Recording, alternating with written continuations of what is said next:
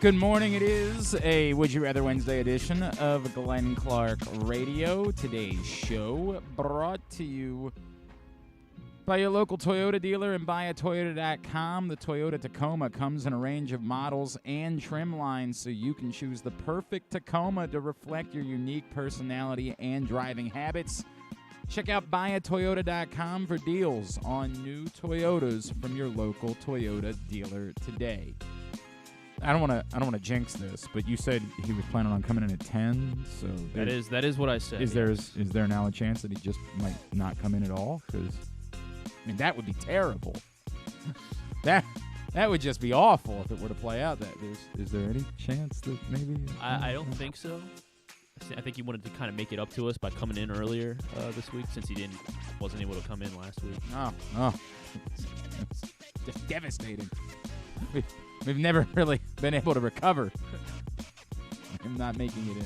Drew Forrester is supposed to be here, and again, just what a real shame it would be if something were to have happened. It would be a real shame. I'm not wishing harm. Yeah. I want to make that abundantly clear. I'm not wishing harm, but just would be awful if he was sitting in traffic somewhere and just say, "Guys, I'm not going to be able to get over there." It would really hurt my heart if that ended up being the case. Anyway, we got a lot to do on the program today. It is Would You Rather Wednesday. I've got the scenarios up. We're doing a betting theme for Would You Rather Wednesday this week. We're betting a year's salary today, which for Griffin is like $20, so that's not that bad. Can't make too much. For me, it ain't that much more than that. I don't think it's that much more than that for Drew, in fact. I don't think any of us are betting all that much money. For you, it might be slightly more. Anyway, we'll get into that a little bit later on. The scenarios are up right now. Facebook.com/Glenn Clark Radio. On Twitter @Glenn Clark Radio as well. We will get into that. Also coming up this morning, we will catch up with Randolph Childress, former Wake Forest star, now an analyst for ESPN, as well as the Field of 68. We will catch up with him, get his thoughts on Maryland basketball. Of course, Randolph Childress once upon a time put on a show for Wake Forest at the Baltimore Arena.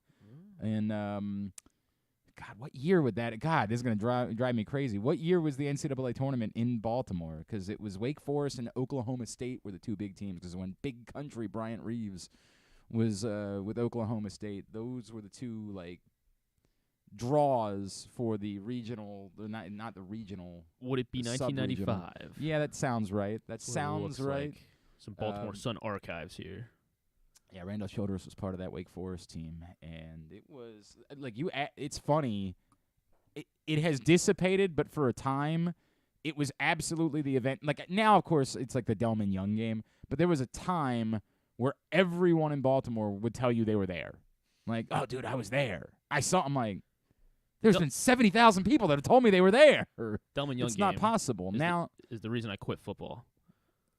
Because you wanted to go to the game, and you had. I was I was a freshman in high school, get in trouble, and I was playing freshman football. I was actually JV football. Okay. Where'd you go to high school? Manchester Valley. All right. Yes. Yeah, there wasn't enough freshmen that played to have a freshman team, so all the freshmen just went. So I'm a JV football player. Congratulations. Yes. Is that supposed to be an accomplishment? What? I don't understand. But yeah, my aunt wanted to take me to the Delman Young game. I feel like you're looking for this. Thank you. Yes. Way to go, Griffin! Yeah! Started one game. I'm a starter on JV football. But yeah, so I couldn't go to the game because I was like, I'm committed to football. So I knew that was my last year of playing football after that. I did go to game one of the ALCS. Oh, you got that. Well, that didn't. Yeah, which didn't work out quite as well. I've turned the corner. While yes, I still acknowledge that it's the most electric thing we've had since post. I mean, it's not. Here's the real answer. It depends on your age. If you are of a certain age, the game that everybody says they were at that they weren't was 21-31, right? The truth is that by the Delman Young game, probably more people that say that they were there actually were there. 21-31, everybody says they were there, and half of us were not. I don't say that I was there. I wasn't. My aunt and my dad were there. It was my 13th birthday, in fact. When was my 13th birthday? It was my 12th birthday. It was my 12th birthday. I forgot how old I was. Happy birthday. Yeah, thanks. Appreciate that. I feel like I deserve also. Yeah. Happy birthday. Thank you. I appreciate that. But for a little while, that NCAA tournament, that sub-regional, whatever you call it. I don't even know what you call that. The first, because it used to. Now they put like the round of 64.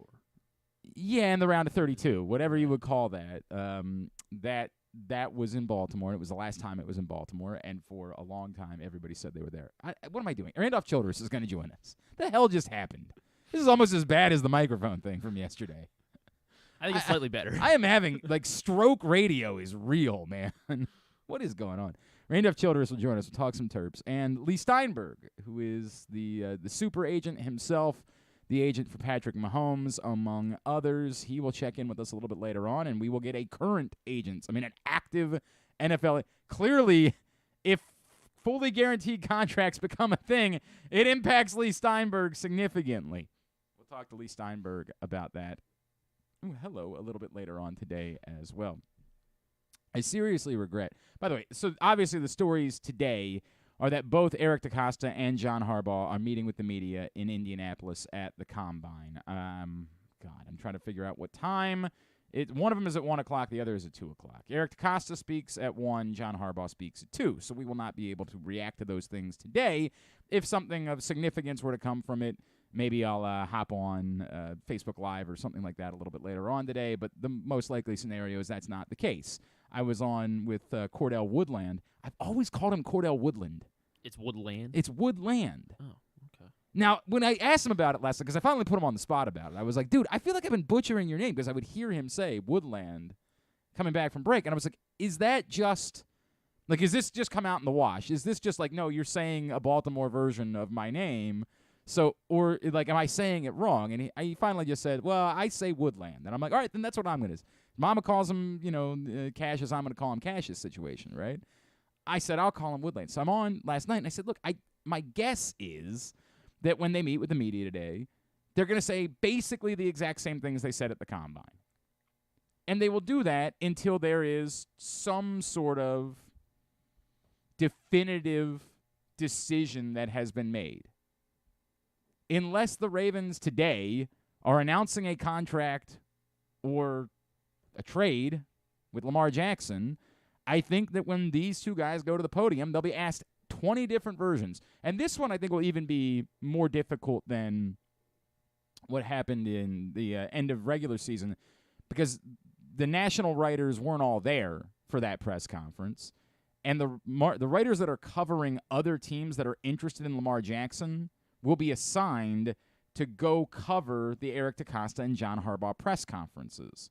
So the Atlanta media that might be at the Combine, the New York media that might be at the Combine significantly, maybe even the Indianapolis media that's at the Combine, the New Orleans, any of these teams that don't have quarterbacks, that aren't, or at least aren't certain in their quarterback position, that contingency will all wander over to John Harbaugh's and Eric DeCosta's press conferences to try to grill them on whether or not he would be available, what it would take for him to be available, all of those things, because that's what they're covering right now. They're covering a quarterback hunt. It's been a long time since we've had one of those in Baltimore, so I don't know that we remember what that's like, but a quarterback search is the damnedest thing. I mean, it's great for content because you're covering 100 different things at once. Anything is the correct answer. Derek Carr could be the correct answer. Anybody who has any connection to Derek Carr that's out at the Combine, you're talking to them. Aaron Rodgers could be the correct answer. Anybody that speaks from Green Bay, you're talking to them. The draft quarterbacks obviously could be the correct answer, so when those guys are available, you talk to them. Anybody who might have been connected with the draft quarterback, I don't even know who I'm thinking of, but if there was somebody from Ohio State or Alabama that now has a job in the NFL, you're trying to connect with them. A prospect that speaks to the media that played with one of those guys at Ohio State, Alabama, Kentucky, or who's the fourth one that I'm not thinking of right now? Florida. Thank you, Anthony Richardson. You talk to all of those guys about them. Quarterback searches are crazy for content reasons. So my guess is that they'll be peppered a bit more, and they will give essentially the same answers. Their answers will continue to be, we're trying to get things done with Lamar Jackson. Lamar Jackson's our quarterback. And you guys took the 200% thing out of context. That's on you. You can be mad at John Harbaugh all you want, but he answered a question. The question was, do you still want Lamar Jackson to be your quarterback next season? The answer was 200%. You guys took it out of context and pretended like he said 200% Lamar Jackson will be the quarterback. Today, whatever they're asked, Eric DeCosta and John Harbaugh are going to say the same things. Lamar Jackson's our quarterback. We're working to make sure that Lamar Jackson's our quarterback. Because what they're not going to come out and say is, we don't want that guy back, while they're trying to work out a trade for him, if that's the case. So I think we're going to be disappointed. If you think that there's going to be something electric that comes from those two guys talking to the media in Indianapolis, I think you're setting yourself up for disappointment. Could there be other things that come out of it? I don't know. I can't even think of a time where actual news came from a press conference in Indianapolis. You went out there with us a couple of times, didn't you? Once. You went once, and then you said you wouldn't go again. Yeah, I think I went one time. Sorry, I was late. Somehow we survived. No. I had my phone. What do you call it? Reset like itself. Okay. Like, we have to have this. Your phone will be reset at set a time, and when I reset it, my entire phone blew up. Okay. Are you gonna be all right? Yeah, I mean, does it work again? It's or? just a joke. I does didn't need my phone reset. But okay, did it upgrade? Is it update? Yeah, something that's like what that. happens. I didn't need it. It was fine the way it was. I understand. You know what? I can't believe I'm going to say open that this. window a little bit. We'll turn that. Just a hair. Yeah, I can't. I get the problem is in the afternoon when the sun comes in your eyes. And okay, you but have just to deal with that. I'm I not understand. Be here that long. Just open it up. Thanks, Duff. For me. Appreciate that. Just a little bit. You sure you can't leave a little bit sooner? Good. A little more, because now it looks What are we weird. doing here? Okay, good, perfect. I just can't have what's up there. Hi, Drew Forrester, Drew'sMorningDish.com. It's Griffin. Griffin. It's good to what's see up, you. Griff? Good to see you. I'm good, Drew. How are you? You don't think there's any world in which they're going to say anything of merit today? That matters, do you? What could they possibly say that short of them, who's somebody that could retire? Calais Campbell already said he's not retiring. Who's somebody that could retire? If they pussyfoot around the answer about is somebody retiring, then you might be able to read into that the answer is yes. Right? So they're having a press conference, but they haven't said what it's for? No. Or they're just meeting the media? Everybody has to meet with the media in Indianapolis. Right. There's nothing of... Eric DeCosta at 1 o'clock, John Harbaugh at 2 o'clock today. It's part of the gig. There's nothing of substance other than to say the only obvious question is, between now and next Wednesday or Tuesday, are you franchising him? That's the only question. But they're not going to...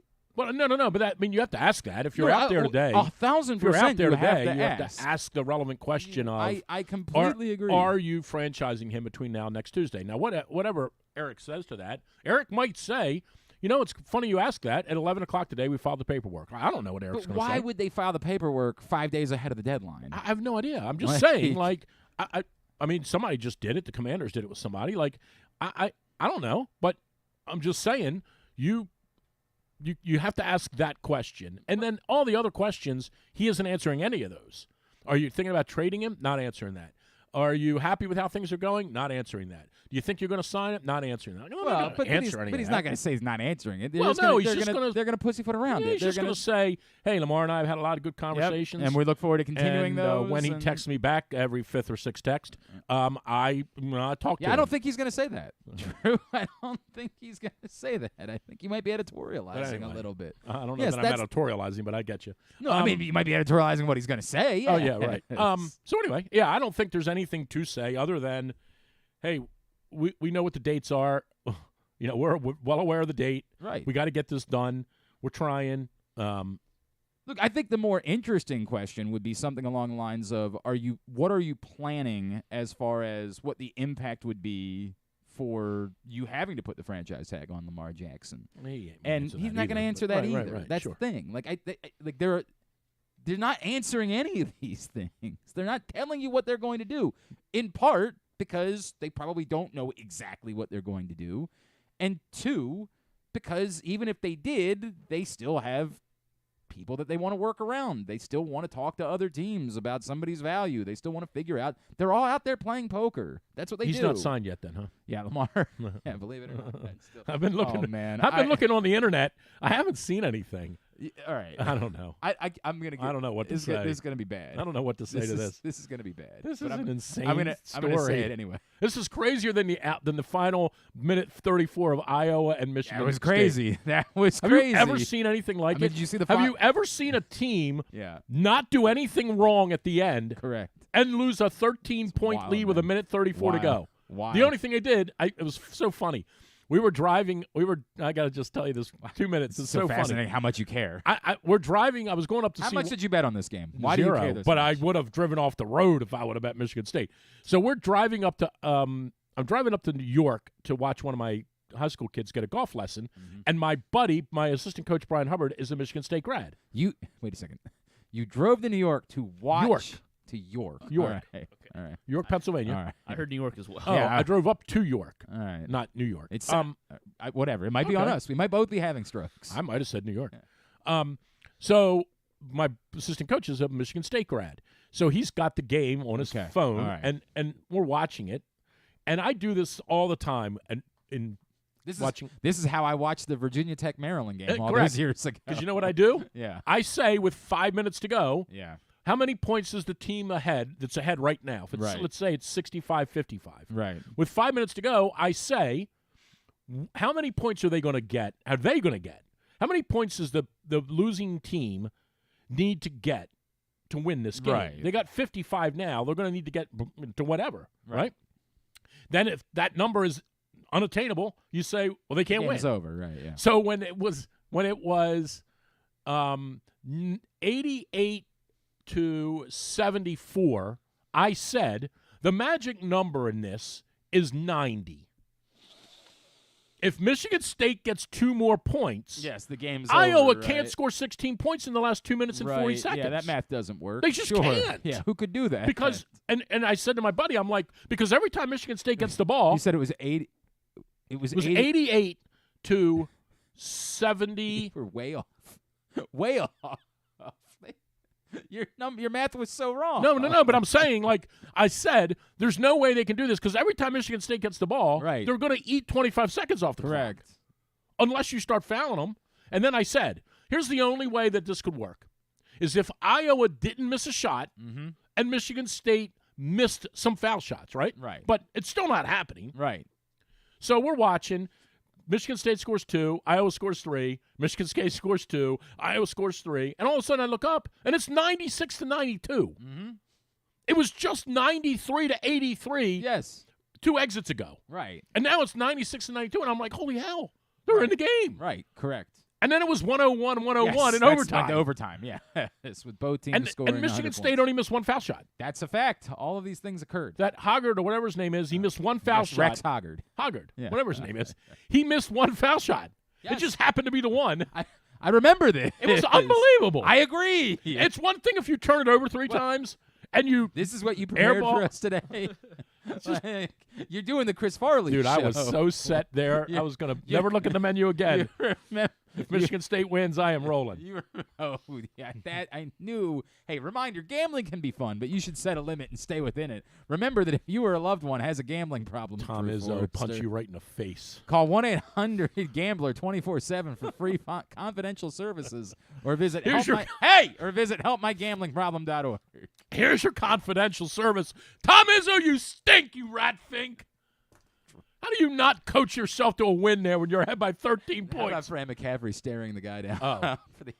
Now, I'll give the ref. I am a total ref ump basher. Yeah. I'll give that ref total credit. He deserves combat pay. He just stood Well, there. you should have definitely been teed up. Yeah. Right away. Like, dude, come on. Well, but I don't know what the rule.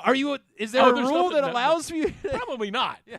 And he knew that. Yeah, he just said, "This is all I'm going to do. I'm going to stand here. I'm going to stare at The you." fact like that a the ref stared psychopath." right back at him is great. I thought it was great. I I would was give great. it the old sheepish look down at my shoes Are thing. you aware of what the Royal Farms of Iowa is called?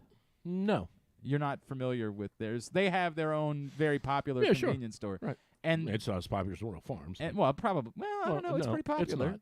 Well, I don't know that it's as good I'm as just Royal telling Farms. you it is. I don't think it's as good as Okay, but Royal it's not. Farms. You keep saying that. You don't have any clue. Well, there's a very popular convenience store, so popular, in fact, that they purchase the advertising on the seats courtside at Carver Hawkeye Arena. So every seat, in that front row, and that every seat has the same logo on it. So when you were watching Fran McCaffrey have this moment, it was great advertising for this one particular company because every seat. Now I'm going to show you this. This is the image, of course, of Fran McCaffrey, right? Okay. And if you just so happen to zero in on one of the courtside seats, you'll see the name of the company. No, it's not. Yes, it is. No, it is not. Yes, it is. No, it isn't. That's a Photoshop. Is the name of the company. That's worse than Dick's. I actually agree. I mean, when Dick's is actually named after a guy named Dick. When they invented Dick's, everybody was like, "Dude, come on! Right. We're not really going to go to our friends and say." Look again. Look down in the corner. You will see that every seat features the logo of a company called Kum and Go, K-U-M and Go, Come and Go. Who does that? Who invents that name and thinks it's okay? It's not like there's one location. They're the Royal Farms of the Plains, of that part of the Midwest. They're everywhere. It's unbelievable. It's incredible. And I wish I could get to an age where I didn't giggle every time I saw it. It's like South Carolina giving in 20 years ago. And just putting Cox on putting it on the hats. Right? 100%. South Carolina, for a long time, didn't like that. You know that history, right? South Carolina didn't like the shortened, abridged. Because some, older white guys said, this isn't what we stand for. And a billion other younger people were I think a lot of fathers of 20-year-olds, girls who were at the school, didn't like their daughters walking around with that shirt. I don't think I'd like Lucy walking in with that shirt.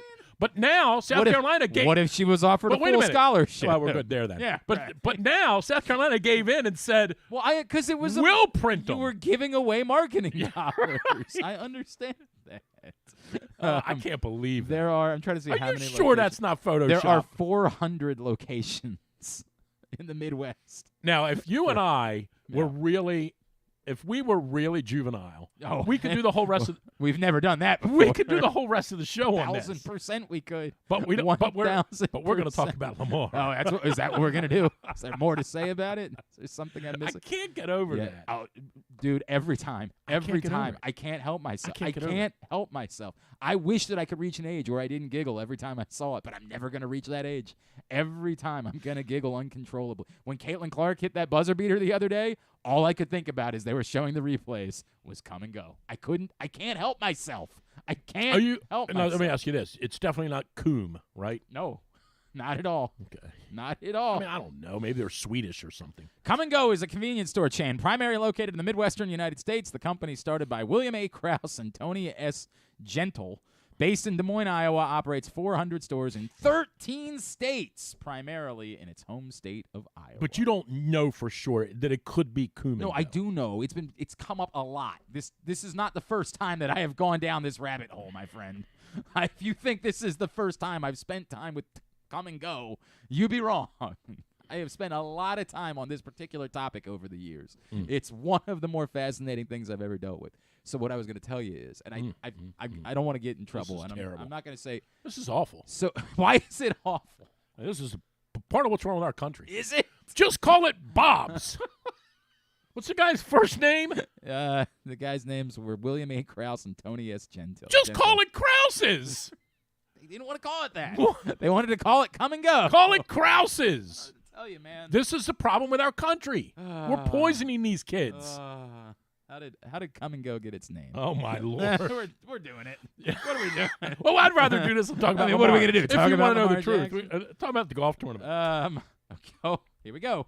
Oh my God! Krause and Mr. Gentle wanted a name that would symbolically represent the two families' partnerships. Wait a second. This is so great. Hang on a second. Krause and Gentle starts with K and G. Each family member brainstormed possible company names. The family used the combination of the first letter of each name, K and G. Okay, so no problem. How about Kite and Gather? How about we do that? Or just K&G. Probably would have. Correct. What was wrong with that? Or if you were looking, maybe you spell Kum Kome. Correct. Maybe that would have been a better way to go about doing it. Maybe. I'm still going to go with kite and gather. Oh, but yes. Adopted in 1975. It was a different time then. Just K&G is perfect. You were probably smoking weed under the bleachers at Glen Burnie in 1975. No, you were graduated by 1970. No, I was graduating in 81. I wasn't doing that yet. I was at Marley doing that. Great point. Marley Junior High School. Yeah. Just call it K&G. Oh. Somebody said they call it ejaculate and evacuate. I feel like we shouldn't have. I feel like it just made it so much worse. Now, speaking of juvenile, Griffin just hopped in.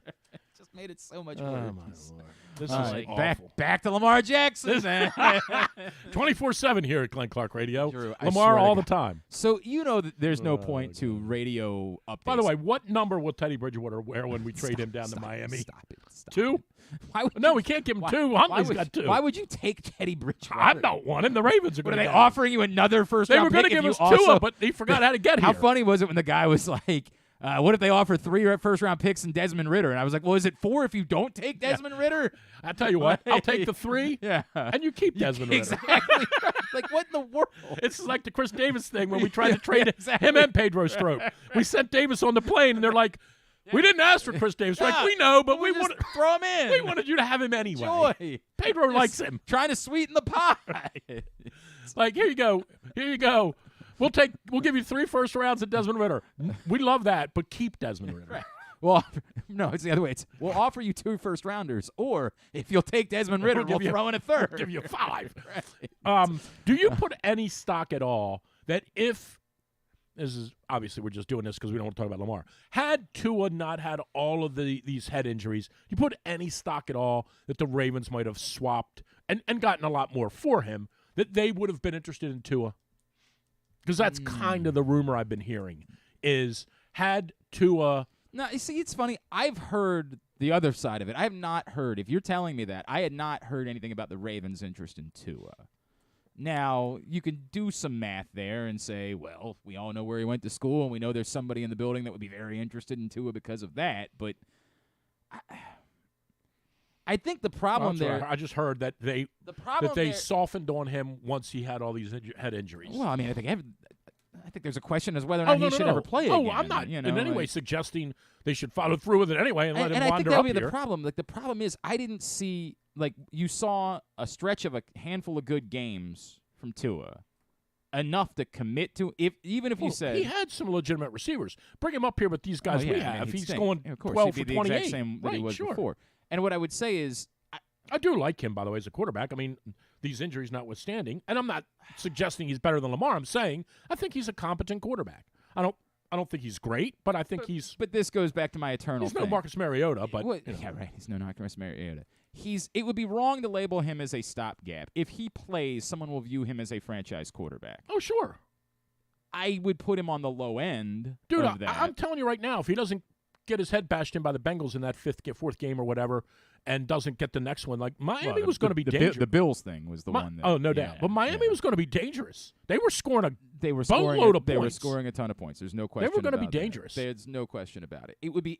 It's almost impossible. They almost made it without him. It's almost impossible for me to have. Well, they did make it. Without him. I mean, make it. Like, well, they almost beat the Bills, right? Yeah. Correct. With Skylar Thompson as their quarterback. I understand exactly what you're saying. It's nice to have 2 wide receivers on the field that are extraordinarily good. That helps with just about anything. It's going to make you better. How much do I measure? I do want to ask you about the Alabama basketball player, by the way. We'll get there. Are you done with that ad nauseum, or are you good? In the middle of when did you become this guy? Go ahead. In the middle of us talking about a topic, you're just like, hey, other thing too. By the way, what's going on with you? I do it all the time at home. Have you been checked out? Which is why I sleep with the couch. Sleep on the couch locked. Have you had like a?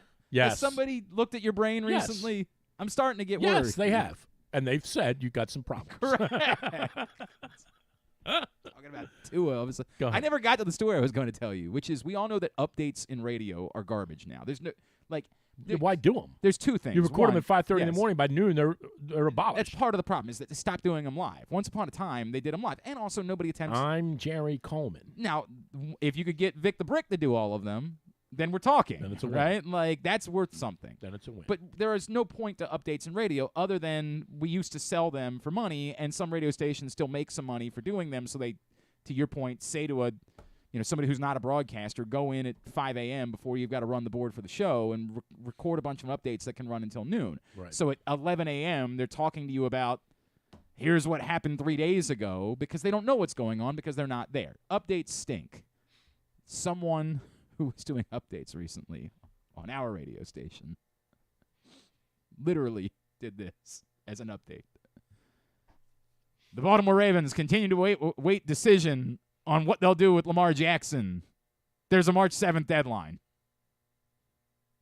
As a part of an update.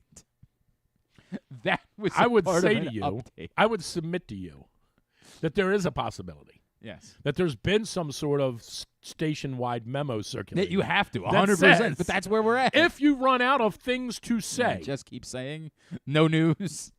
Just keep saying. Just say, no. Lamar. You're correct. I don't, man. I mean, if you were having a slow day, if I'm ever having a slow day on the golf radio show, all I have to just switch no, over? all I have to say is something about Tiger or correct. Live. Yeah, right. well, Tiger. I understand that. Is Tiger the best ever? Right. And then I can get through the last 45 minutes. I absolutely. When we had to come on after the Maryland game last week, so I said, I don't know if I have it in me today. I almost did the thing that you did, where I said, we're not doing it at all. I swore, like, we'll do it in the first hour. We're not doing any more of it. I'm coming up with topics. We are having a show I had that 6 is not, guests. yeah, that is not five related. If you include Coach Clatchy falling asleep while he was on the air with me. Oh, that's rough. That's rough. That's rough. Hey, Pat. He's a busy man. You Hey, know? Pat. He's got a lot I know going it's 8:30, but he's got a lot going on. Need man. a little. Yeah. By the way, Bob Huggins, Yeah. Chatterbox. Oh God. Comparatively. What happened to Pat? I like don't Pat. know. He's a good guy. I like him. They got Coward Hall Friday night. They're gonna. I don't even want to get into that. This is not. So gonna, this not gonna, this is the League. Catholic League, yeah.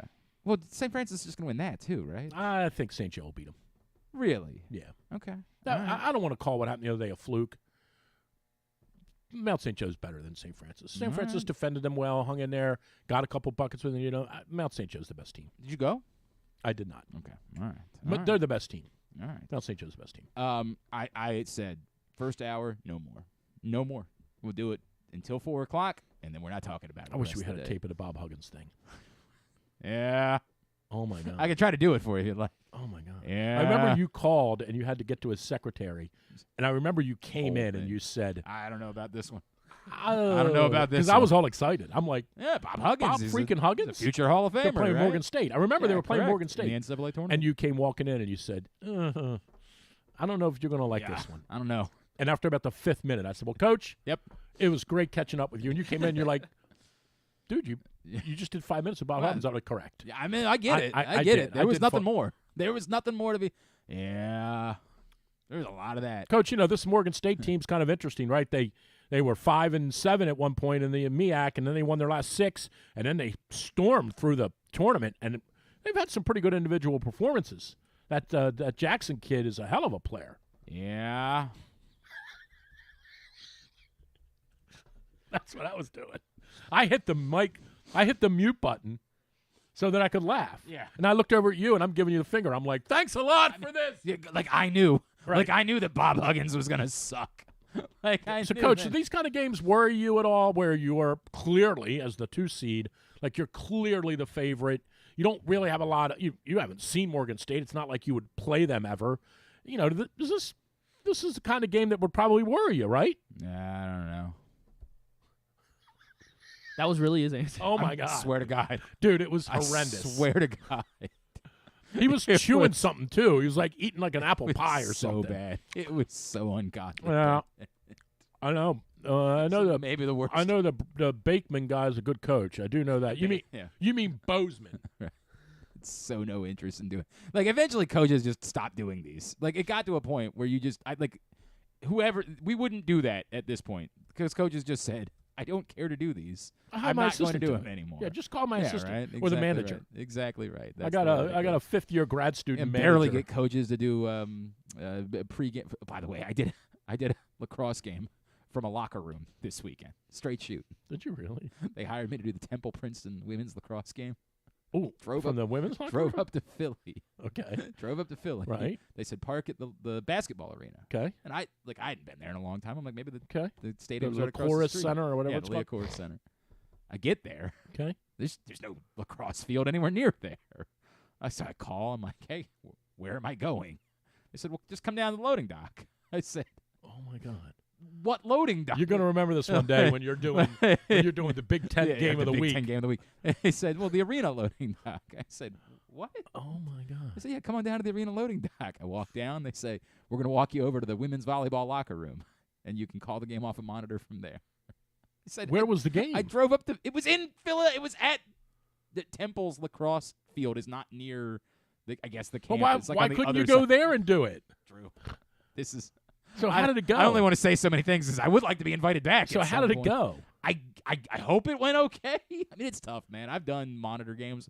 I did it for DC United for a little while. How do you do that? If you ever wanted to hear a terrible broadcast, so when I was doing DC United off the monitor, I was in a radio studio. So at least here, the monitor was right in front of me, right? Imagine being in the 105.7 studio, there only being one of those three screens up. You can't sit close to it. You have to sit on the opposite side of the studio, and it's a soccer match that you're calling on the radio. Atrocious. I mean, all those games they did during COVID where they were sitting at they were horrendous. Just awful. Oh my gosh, terrible, that's terrible. insane. All right, we are going to talk some college basketball next. Were you there when they played the NCAA tournament in Baltimore in 95? I was, 1995. Randolph Childress is going to join us next. I was there. Wake Forest. Let me see if I can give you the teams. Let me think about it. Mm-hmm. Let me think about this. Mm-hmm. Wake Forest. That's for sure. Oklahoma State. Those are the two that I absolutely remember. Wake Forest and Oklahoma State. Yep. Definites. Yep. St. Louis was a definite. St. Louis was the 9th seed, yes. They were a definite. Wait a second. Yeah, okay, that works. St. Louis was there. Yes, because it was the 8-9. Friends it was the for 1, 16, 8, 9, 4, 5, 12, and 13. Yes. I had All right, we got to do this quickly because we got to get a break. Come on. Wake Forest, Oklahoma State, St. Louis. Yeah. Come on. I don't know. Yeah, all right. Seton Hall? No. Okay, go ahead. Alabama was the 5 seed. Don't remember that. Minnesota was the 8 seed. Do remember that. Penn would be the 12 seed. Oh. Drexel was the 13 Oh seed. My gosh. So they really zeroed in on Philadelphia. Right. And North Carolina A&T would be the 16 seed. Gotcha. Randolph Childress is going to join us next. What's he talking to us about? I'm going to talk some Maryland, talk some college basketball. I don't know if you know there's a tournament coming up soon. I just didn't know what the synergy was with Randolph Childress. Just reaching out to folks we know who do college basketball, Drew. Okay. It's an exciting Take time. it easy. Some of us still have to fill time. Some of us still have responsibilities. Jeez, a whiz. You're over there. Tiger Woods, live golf. What do you? Come on in here and we'll talk about. Is Tiger the best ever? We'll do that. 410-583-1057. We'll just do that instead. Today's show brought to you by PressBoxOnline.com/offers, where right now baseball betting is here, and you can bet as little as $20 with Caesars and get a $100 instant bonus bet credit, along with other great incentives and promos when you sign up at PressBoxOnline.com/offers. Baseball futures bets, season specials, and player award bets are already live in Maryland. Go to PressBoxOnline.com/offers now for your shot at winning big. It's Glenn Clark Radio.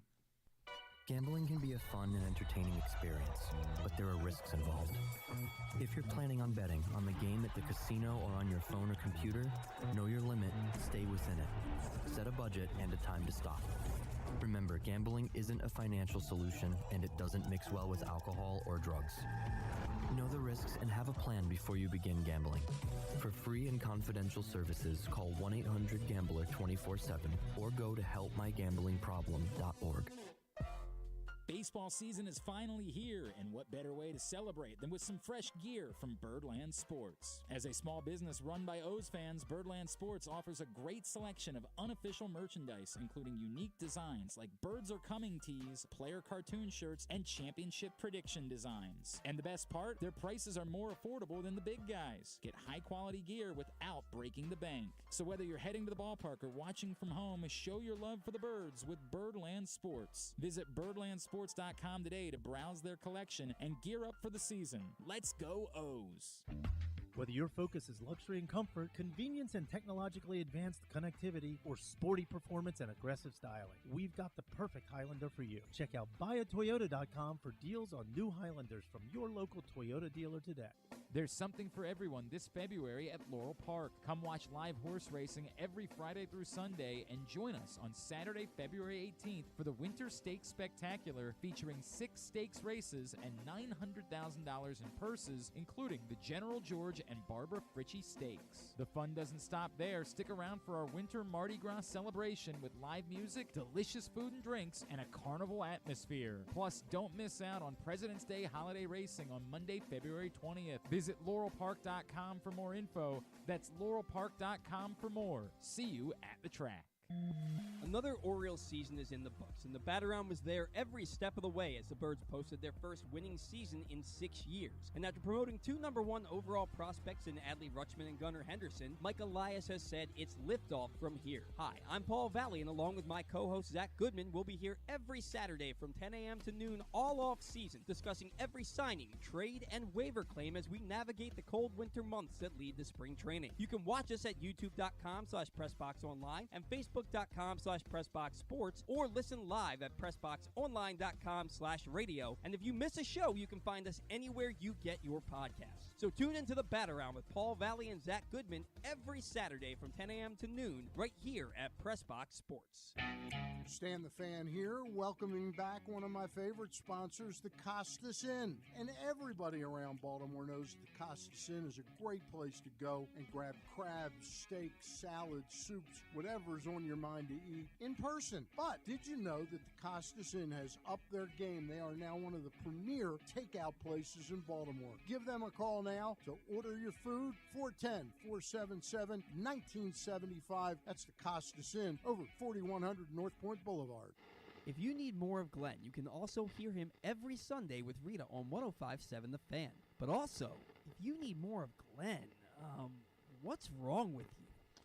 All right, back in here on GCR. Drew Forrester is here. If you've not picked up the print issue of PressBox yet, it is available for free at your neighborhood Royal Farms, any of the hundreds of locations around town where you find PressBox. So you can read it all at PressBoxOnline.com. Gunnar Henderson is on the cover. Of course, top prospect in all of baseball. Favorite to be American League Rookie of the Year. And go get that right now at your neighborhood Royal Farms, any of those hundreds of locations Better around get this town. pitching fixed.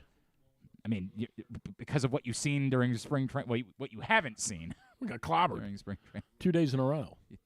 What did you bet? What did you bet on? I had the over yesterday. Well, then you're good. Yeah, I'm good. Yeah, right? What are you worried about? What are you worried about? Yeah, go get that print issue of PressBox right now. You saw this man play in Baltimore once upon a time. Our next guest, of course, a Wake Forest Back legend. when we were all younger. In 1995, the last time that the city of Baltimore has hosted an NCAA tournament. Which is amazing. Admittedly, with the building, they're hoping that they're going to change that in the coming years. That is a priority, right. I know, for the city and for the arena staff. But this man was in Baltimore. You now see him on ESPN and the ACC network, and you hear him on Sirius XM with the Field of 68. It's a pleasure for us to welcome back to the program Randolph Childress, who's with us now here on GCR. Randolph, it is Glenn, it is Drew. It is great to chat with you. Thank you so much for taking a couple of minutes for us. Oh, man, I'm glad you guys are having me. How you guys doing? Do you have any memories at all of being in Baltimore? It was like a seminal – for basketball fans in this area, everyone claims to have been there when you guys were there and Big Country Bryant Reeves in Oklahoma State. You have any memories at all about playing at the Baltimore Arena in 1995? That was the first round, right? Yes, it was. If I'm not mistaken. First and second I think rounds. We played A&T, and I think Ding, St. ding. Louis was the second team that we played. That's pretty good, man. That's a hell of a memory, bro. I don't even remember that. I didn't play in the game either. That's a hell of a memory, man. Well done. Obviously, you weren't from like that far down the road, so like, can I guess that you had a bunch of family and friends that were there for those 2 rounds in Baltimore? That's why I remember it so vividly, trying to fight and get tickets from everybody. Like, hey, use your ticket. So I probably bummed about 25 tickets to get all my family in that game, but I do remember that. Well done, man. That is great stuff. Randolph, as we're getting closer to the NCAA tournament, obviously we're very excited up this way because it feels like something's happening. And I don't know that Maryland's got a deep NCAA tournament run in them. They've barely won outside of College Park this season, but how impressed are you in what a new head coach has done with no time to recruit, a thin roster, and not very good at they hitting? Have 7 players. Correct. And let's be honest. And the 7th only emerged in the last couple of weeks in Patrick Emilian. Right. And they're not a very good 3-point shooting team other than the Northwestern game the other day where they couldn't miss. How impressed are you with what Kevin Willard has done so quickly to kind of reestablish Maryland as a program? It's been amazing, and to be honest with you, I mean, there's a couple of coaches there that deserve Coach of the Year. He deserves some votes. I think, outside of Purdue and Northwestern, I don't know if there's been a better coaching job with Painter and Collins in the Big Ten. So coming in what he's coming in and from what he was handed when he took the job, amazing job. I don't think anybody expected this. His team started out 2-5, I think it was, in the Big Ten. They turned things around, and they got plastered around, and they're playing good ball. Yeah, they got plastered by Michigan on the road, and it looked like it was going south quickly to start Big Ten play. Yes, Randolph, there's a projectability of this. Again, I'm not trying to dismiss what they could do for the rest of the season, but I think there's a feeling around here like if this is what you can do without recruiting, and they're slated to bring in a top 15 class next year. Imagine where this program could be. Do you start to feel any of that about Maryland basketball? Like, if this is the floor for what a coach can do, there's real reason for optimism about them getting themselves back into major power, type of prominence in the next 5 years or so. Oh, there's no question about it. I think everybody from the area, and also to add to that, with that recruiting base locally, I don't think there's many places that year in and year out has as much talent as the DMV. So I expect it to happen quickly, only because he's won everywhere he's been. His staff is great. I mean, he just surrounded himself with great coaches, great people. And then that area, I think everyone's excited to get Maryland back going again. It's always been interesting, and I'll take you back to when you were in high school at Flint Hill. Like, it's always interesting to me how rich and how deep this area is for high school basketball, certainly in that area, the D.C. area, and even here in Baltimore. And then how many of those kids wind up not going to Maryland or Georgetown or wherever, and yet and then go try to kick Gary Williams' ass every time that they played against him. Nobody in particular. But I feel like maybe that's changing a little, right? If Maryland continues to play like this, not only this year, but Glenn mentioned the class for next year. If Maryland suddenly becomes a top 15, top 10, top 15 program 2 or 3 years on the run, now you're going to see maybe some current ninth graders start to look at Maryland and say, hey, I don't mind staying close to home because Maryland's so good. You see that too?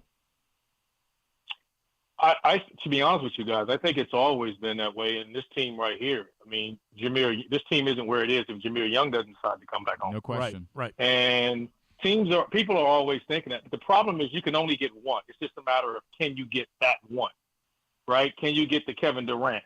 Can you get the Michael Beasley? Can you get the guys, when you think about the national championship, run when Jenkins and all those guys from the area went up to Villanova and won it there. Sure. Can you get that group, the championship caliber group of kids when you come out? They're always going to get kids. It's a matter of, are you getting the kids in that particular class? And even when I go back to my class, you were joking about that earlier, I probably end up at Maryland if it's not for the probation. And all of us were sitting there, Dickie Simpkins, that entire 90s Met class, which is, not saying we all could have, but Moten, who's all-time leading scorer at Syracuse, and Dickie Simpkins, and all of us were sitting around at the All-Met Capital Classic like, hey, man, we should just go right over to Maryland. And then when Gary Williams came in and they got put on probation, he called us all and said, hey, he called me out of class, and they said, hey, we're going to get put on probation. I think you should go somewhere else. So I think everybody grows up there between there and Georgetown. You're always thinking about one or the other, and particularly at that time because you were dealing with the Big East and the ACC, two of the premier conferences in college basketball. He is Randolph Childress. He is with us here on Glenn Clark Radio. Randolph, you brought up Jahmir Young. There's a really fascinating decision that he's faced with now, right, where he has this magical year at Maryland, but because of his size is probably not going to be on an NBA radar. He can go through the process, and I assume that he will. And obviously we know that there's the option of, trying to grind your way through the G League or, going overseas and playing basketball. And for years I would always say dude, go get paid to play basketball. But now NIL exists, and you have the opportunity to get paid and play collegiately, and he could come back for another year at home, further etch himself into the history books at Maryland with an exciting recruiting class, and Juju Reese likely to be back. Like, there's this real possibility of doing something very special. How much do you think that maybe NIL could influence this to a point where if you were Jahmir Young, you would think about coming back and doing one more year at Maryland? I think it's critical for a lot of these young men, depending on the money you can generate. Why take a leap of faith into something that's unknown? And he's not on any draft board. He's a heck of a player. He's a heck of a talent. I've been a fan of his. I had the privilege of interviewing him a couple of weeks ago and seeing his journey. He's fought for everything that he has. So I'm not surprised because he's always been a good player. He was just always around guards that were a little bit older, maybe, there was so much talent on his high school, on his AAU teams and things of that nature. But depends on the price tag. I mean, you can't. I said this, and I'm using another guy from the area who he plays with on that AAU team was Armando Bacot. Mm-hmm. Armando doesn't. His intention wasn't necessarily to go back to school. But I said to him, Armando, you're on the verge of being maybe ACC Player of the Year, your first team All-American, all those accolades. But if someone offers him $1 million or $2 million to come back or attend their school or go back to, let's say, Carolina, why would he not go? He's not slated as a first-round draft pick. There's no guarantee he's going to get that type of money anywhere else, so why not go to school? So the NIL makes it a real possibility that for someone like Jahmir Young, I think it may be worth a good opportunity, a good recruiting class. Who comes in? It's a place I think can get players, transferring in, and that'll be interesting to see what he does going forward. It's interesting how these times have changed, right? Like in your day, no social media. You couldn't take free Bojangles. Yeah, right. No social media. If you wanted to go out with a girl, you had to actually call her up on the phone and talk to her.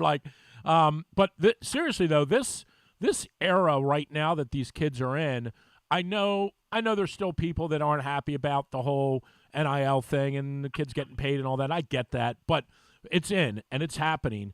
And to me, it's an incredible challenge for these young men and women to navigate all this landscape and balance all of this and still go to class, still play good basketball, and they have all these other things at their disposal that they would be foolish to ignore, right? You've got to try to take advantage of it no matter what year you are. And I just think it's, I know the times have changed, man, but it's an incredible challenge for them, and they're to be applauded for doing it all and still playing at the level they play, whatever sport, football, basketball, baseball, whatever it is. I couldn't agree more. I think it's time. We have to face it. Like you said, there's a lot of people that's complaining about it, and they shouldn't. There's millions of dollars changing hands, and it's great to see some of these athletes getting a piece of the pie, so to speak. The only thing that I would want to happen is there be more education and more support, and for everybody to remember that we're dealing with kids. The only thing that I'm not a big fan of is, you never want to tell a young man or a young woman, hey, you're not going to be in the NBA. Even for a young woman, WNBA is hard. There's not a lot of teams. There's not a lot of rooms on rosters. And for young guys in general, there's not a player in high school or player in college basketball right now that's ready to help Golden State Warriors win a championship this year, or the Lakers, or the Clippers. The veteran teams are like, you can't help them. So the patience for them, they're just sending you right to the G League to say, hey, you got to learn how to get, physically grow, mature, get yourself ready. So I think the biggest thing is just maybe the only thing I'd like to change, I say, is maybe we got to get agents and everything out of locker rooms and get somebody to help mediate all that. Right now, no one really wants to really be involved in it. Coaches and everybody are like, look, I don't want to deal with it. Coaches don't want to deal with it. Then you're leaving that to the outside people. And I just wish everybody, the league and everyone would get involved in a decision instead of everybody just focusing on their own entity, because the only people that suffer when this happens, the wrong decisions, is the kids. You just want them to have the right information and the right knowledge so they can be informed information so they can make the right decision.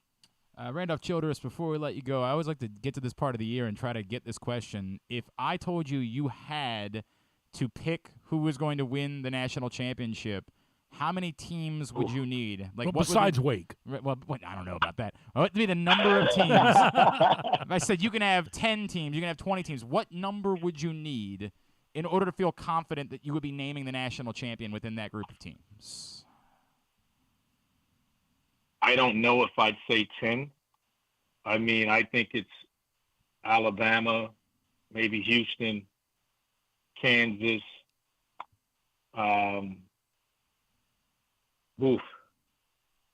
You think it's a small UCLA, group? Yeah, I mean, clearly. Arizona, I do. I think it's 6. I think it's 6 to maybe 18. Beyond that, I think someone can get hot and make a Final Four run, but to actually win it, you know, I don't know. I may throw Marquette in there. There's a couple of teams as you get into this tournament. You know, it's just about playing good basketball at the end of the year. I think there's a lot of parity. I think there'll be a lot of teams upset because you don't want to be a 2 or 3 seed and then you got to play Carolina in the second round or the tournament or something like that, or the first round. Like, you know, that's what you're about to have here. So I think there's a ton of parity, but I also think that the cream will rise to the top, so to speak. So I don't think there's 10 or 15 teams. I think in the end, I think there's probably about 6 to 8 teams that I think have a legitimate shot at cutting down the nets. It feels weird this year. I said this to somebody yesterday. We were talking about the Big Ten, trying to kind of handicap, just goofing around talking about the Big Ten tournament. I'm like, I feel like there aren't any great teams in the Big Ten. I feel like it's a weird year. There's one alien player on the roster at Purdue, and that's everybody else. And even then, they've been good recently, but they haven't been great. Like, I feel that way. I feel that, and that's not meant to disparage any of the good teams. Like, that's not meant to take a shot at Northwestern or Maryland or Purdue. Just doesn't feel like, in the past, it always feels like, hey, there's 2 or 3 really, really good teams in the Big Ten and 2 or 3 really, really good teams in the SEC. And I feel like I think you hit right on it. I think you could take 10 or 20 of these teams and any of them could win. And I think this is as much of a coin flip as it's been in a long time to me going into the tournament. I don't disagree. I think, again, we talk about the problem I'm struggling with, like everyone else, is just trying to figure out the net system of getting the right teams in right now. I don't think anyone gets that. And you mean after they get North Carolina in? Right? You mean after they squeeze North Carolina and Kentucky in? Yeah, you can count on that. Listen, you and I both know they're getting it, right? So let's make no mistake about that. I think we'll be the only ones not surprised when that actually happens. No doubt. That's why you heard me reference them earlier today. But I think sometimes at the bottom half of these leagues, when teams aren't winning as well, you can't just, like just a week ago, Ohio State was still having a chance to get in, and it's like, wait a minute, they're 4 and freaking 14 that lost 14 or 15 games, and then they're a bubble team. It's like, no, the Big Ten is not that strong. Texas Tech last night going in, they're like, oh, they're the bubble team. I'm like, stop it. They're 5-11. I'm like, what are they playing in the NBA Pacific Division? They're playing the Warriors. They're playing the Suns, the Lakers, and the Clippers. Like, who's in the league for it to be that strong? It's the way people are talking about the Big 12 this year, right? Like, well, you know what else? Everybody just gets in. Here's the funny part about, and I'll use Carolina. They're a really good example of this. Carolina may sneak in, and they can make a run, 100%. Right, and here's the thing: if you drew them in the tournament, you'd be like, I don't know that we want that one.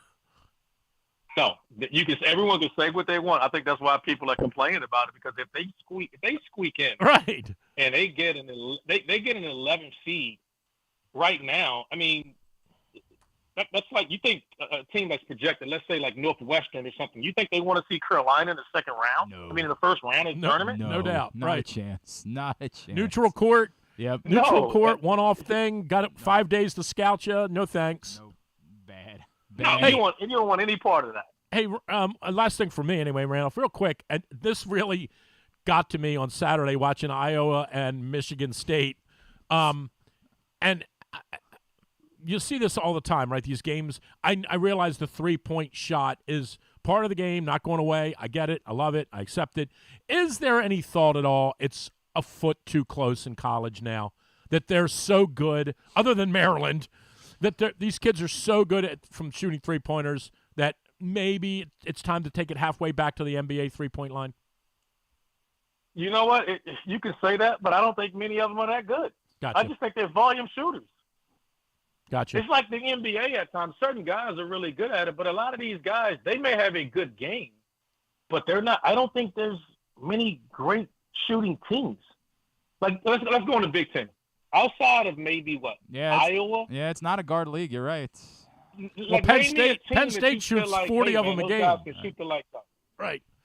Penn State. Yes, they're really small. You got 2 teams out of the league. Right. And Penn State's only good because they shoot them 44 times a game. That's correct. That's correct. They're going to get them up in volume. No question. Right. No question. Right. So I don't think it's everybody's now dialed in with the analytics. So they're more volume shooters than they are quality shooters. I get it. And I'm still mad. So but I agree with you. I mean, it wouldn't hurt. I wouldn't surprise me at some point in time they push it back, but it wouldn't matter because of what Steph is doing and these NBA guys are doing and what they're shooting from. Guys are shooting from NBA range anyway. I mean, you're watching it; they're not even close to the line. They're 3 and 4 and 5 steps. I got coaches I've talked to coaches that wish their players would actually move up to the line to actually shoot. Right. So, it's just something we're going to have to deal with it. I don't think it's really going to matter. They're going to pull it from the parking lot because they're watching some of the NBA guys do it. I just prefer the percentages over volume. I got it. I'm still mad because Michigan State didn't cover 3.5. Michigan State is very mad about it. It's all good. Yeah, Caitlin Clark's range is about mid-court. Like, it's about half court for her. Right. Nuts. At R22 Childress on Twitter is how you follow him. When we seeing you or hearing you next this week, my friend? I have Notre Dame at Clemson. The last regular season game, so I'll go down and see if Clemson can figure out a way to get a win, and if they can make a run and get into the tournament. It's a lot on the line for those guys, so it should be a good call. There you go. Randolph Childress, this is a lot of fun, man. Would love to do this again down the road. Thank you for taking the time for us this morning. All right, man. Appreciate you guys. You guys have a great show. Thank you. Randolph Childress with us here in halfway now forgiving him for not going to Maryland. Halfway. I hadn't done the math about that. I'm halfway. Man, he was a hell of a player. He was really good. Hell of a player. It was great in that tournament in Baltimore. Yeah. His friends and family there. He was very excited about it. I told you. I think I told you, but maybe I didn't. That I went into the building. Did I tell you that? I went into the arena. Just the new. Yeah, to see. It's unbelievable. I got it. I still need to. Now, I say it's unbelievable, meaning the change. Yeah. Now, look, you got to remember. This is coming from someone who worked in the building for 17 years. It was a little bit. I don't know how to say it. It was a little bit emotional for me in that it doesn't look the same. Right, it's not the same, right? Yeah, and I worked in there for 17 years, and I it's definitely different. But it looks great, and they're really only about. I'm not an engineer, but they're 70% done. They're not even They're not even close to being all the way done. Right. And I would say, unless I'm wrong, they're not going to be all the way done for Springsteen and the Eagles next month. Well, that's going to be a bit of a. I mean, maybe I'm wrong, but I guess maybe they're going to put these people on 20 hours a day, but they got a lot of work to do still. It's going to be a bit of an issue if they're not. But if you haven't, when I say if you haven't been in there, the only people that went this weekend were people for that CIAA. If you haven't been in, you're not going to believe it. You're not going to believe it. I'm in a tough place where it's better than doing nothing. I still don't know how I feel about being stuck with a rectangular shaped building. Well, I think when you see it, I think your opinion's going to change a little bit. Honestly, I do. I think it's. I don't know, and I've always look. I was a huge proponent of a new arena when I was in the soccer business because we were selling the games out at 12,000 and thought we could do 18, and we wanted a new arena. I don't. What would we do with a 20,000 seat building or an 18,000? Like, what would we do with it? I just don't know. Like, we're not getting any teams here. I don't know that it's. What would we do with it? Well, I mean, it's just cosmetic. No, it's about trying to get the NCAA tournament. It's about trying to get these other, more significant events. But are we going to get that and DC isn't? No, you're going to hope to rotate it. You're going to hope that if you're not going to DC one year, you're choosing to go to Baltimore because they don't go to the same cities every year. Like that's what you're hoping I think for too at many. That point. I think there's too much power in DC for us to. But anyway, well, then how'd they get Springsteen? I think this is. Have you seen what happened? Have you seen what happened just with him in particular? No. What? I got an email. I haven't been an Orioles season ticket holder for 2 years. Oh, yeah. 2 years. I missed last year. I had my mini plan the year before, so I took off last year, and I threatened him. And I got an email yesterday. The tickets went on sale at 10 o'clock. Yes. Private sale. Yes. Went on sale at 10. Yes. I got an email at 11:45. Yes. As a former season ticket holder. Oh. That said you can buy Springsteen tickets. Okay. I went online. Yes. They were everywhere, still available, and air quotes here, relatively very cheap, incredible. Ask anybody who went online yesterday. I don't know. Incredible. A buddy of mine that I said I would think about going with messaged me and said it was $200 for the mid. Okay, the 200 level. Okay, now okay, so that's true. Yeah. That's cheap to me for him at a baseball stadium, right? And that's why I didn't do it. Yeah. So my wife said last night, "Well, how many did you buy?" Right. I said, "You're not going to believe it. I bought 0." Right. Now, one of the reasons I bought 0 was I already have 9th row for April 8th. Yeah, so I'm going. Correct. Or April 7th, whatever it is. Correct. So April 7th. I'm going, right? The outdoor, I've seen him at DC and up in Philly outdoor. It's unless you're in the pit, in the general admission area, to me, those venues and those they're awful for they're awful. These types of things. That's just me. 1,000%. Now, here's the deal. If you want to go, and I might do this in September because my daughter loves Billy Joel. Okay? She loves Billy Joel. So if I could get a couple of decent seats for Billy Joel, even if it's outside, I would take her just for the experience, right? Just to hear the music. When you go to me personally, when you go to a concert, you go to see the artist, not to hear the artist. I agree. And if you're in the right field corner, what are we doing? What are you doing? Yep. So I was really surprised. Now, he's also in this area. Yes, he's playing in D.C. too at the baseball stadium there. Once inside and outside. Yep. Once inside and outside here. Yep. 4 times in Philly. Right.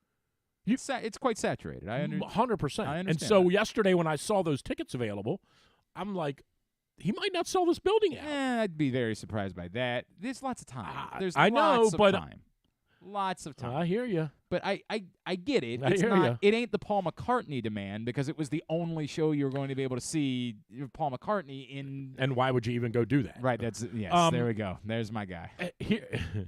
And then here's the thing I think he might do from a marketing. This is the rumor floating around the Springsteen world. He is going to announce shortly that this is his last tour with the band.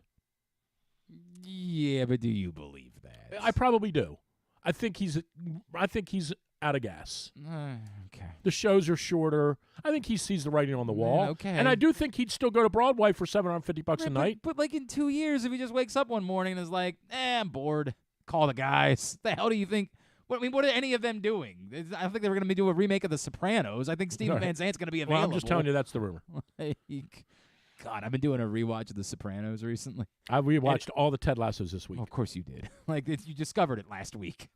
I've watched them all. You've done. I've been doing a rewatch of The Sopranos, and every time I look at him, it is not even that Steven Van Zandt's a great actor. He's not.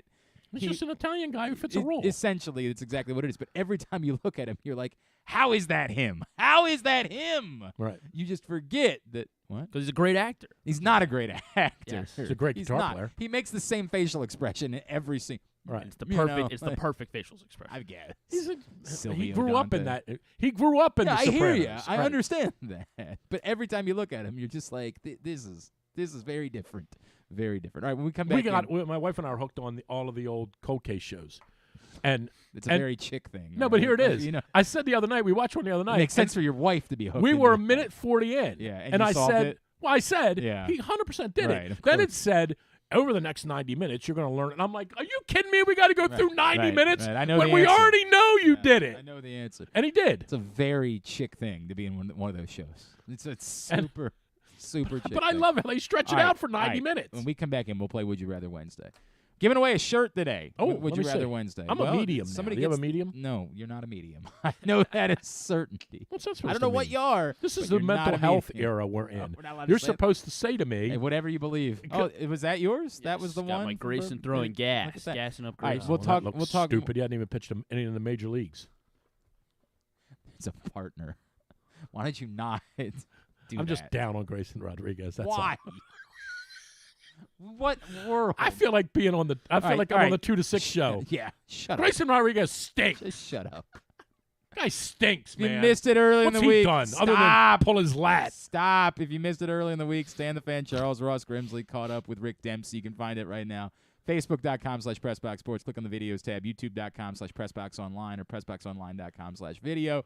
We'll come back in, play Would You Rather Wednesday. That's next. Drew's here for better or for worse. It's Glenn for Clark better. Radio.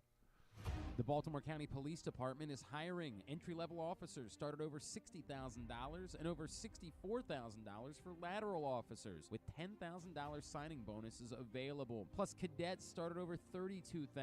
Great benefits are available like medical, dental, and vision insurance, tuition reimbursement, 15 sick days per calendar year with no limit, career advancement to more than 20 specialized units, and more, with further incentives for military service members and veterans. A passion for service, a career for life with the Baltimore County Police Department. Find out more at joinbaltimorecountypd.com or call 410-887-5542. Must be a United States citizen, have a valid driver's license, and a high school diploma or GED equivalent.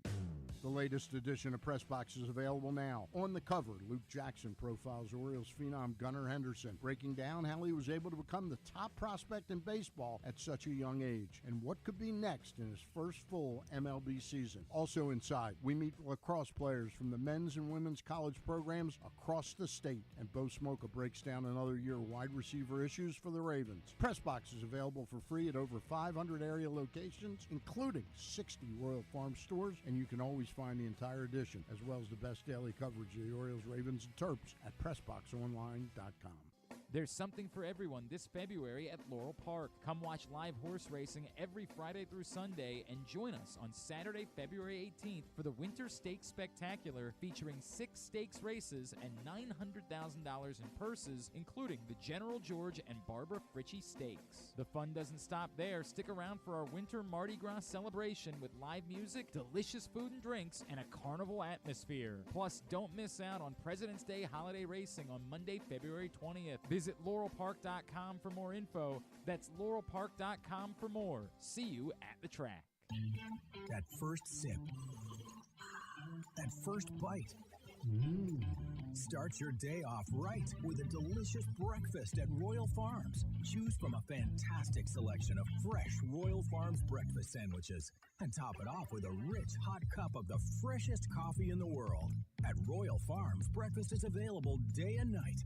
It's the freshest breakfast in the world. Real fresh, real fast. Royal Farms.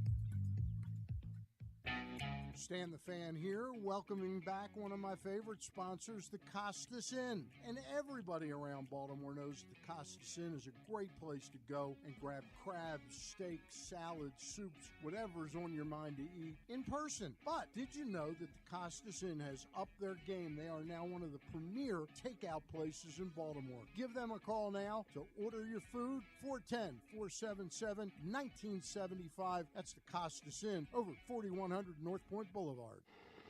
Check out PressBoxOnline.com every day to find daily winners and betting advice from Jeremy Kahn. And if you want some advice about life decisions that you probably shouldn't make, here's Glenn Clark. Apparently they have come and goes even in Arkansas. John from Little Rock let us know that earlier. I wish that I was capable of not giggling.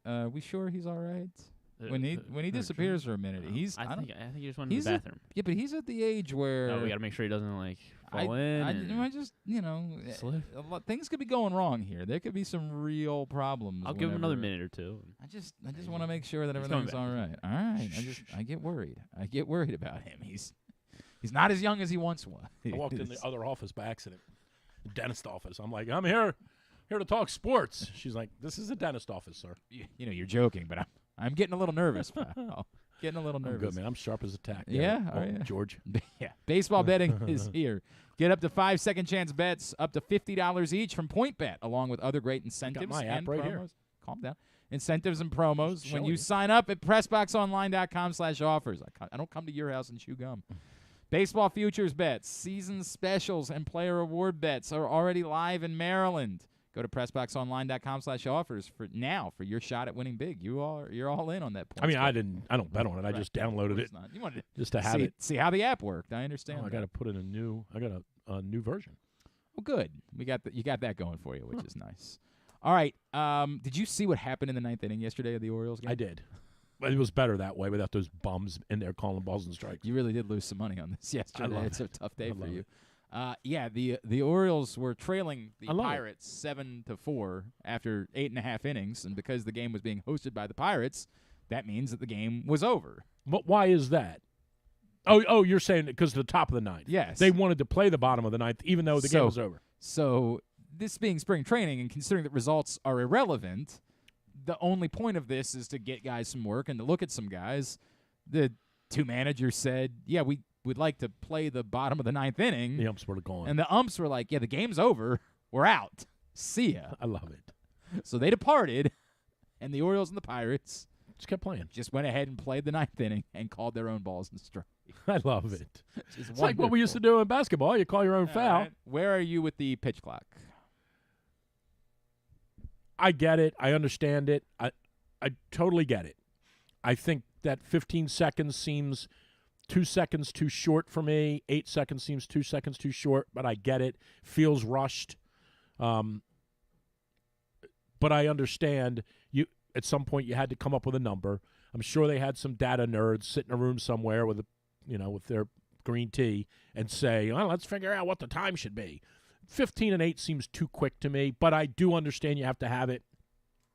And, they'll settle into it. And my guess also is that at some point, if these goofs alter a game, the umps, because of it, that Major League Baseball will eventually say, hey, it's okay in the third inning if you're going to hold their feet to the fire, but in the bottom of the eighth or the top of the ninth, take it easy.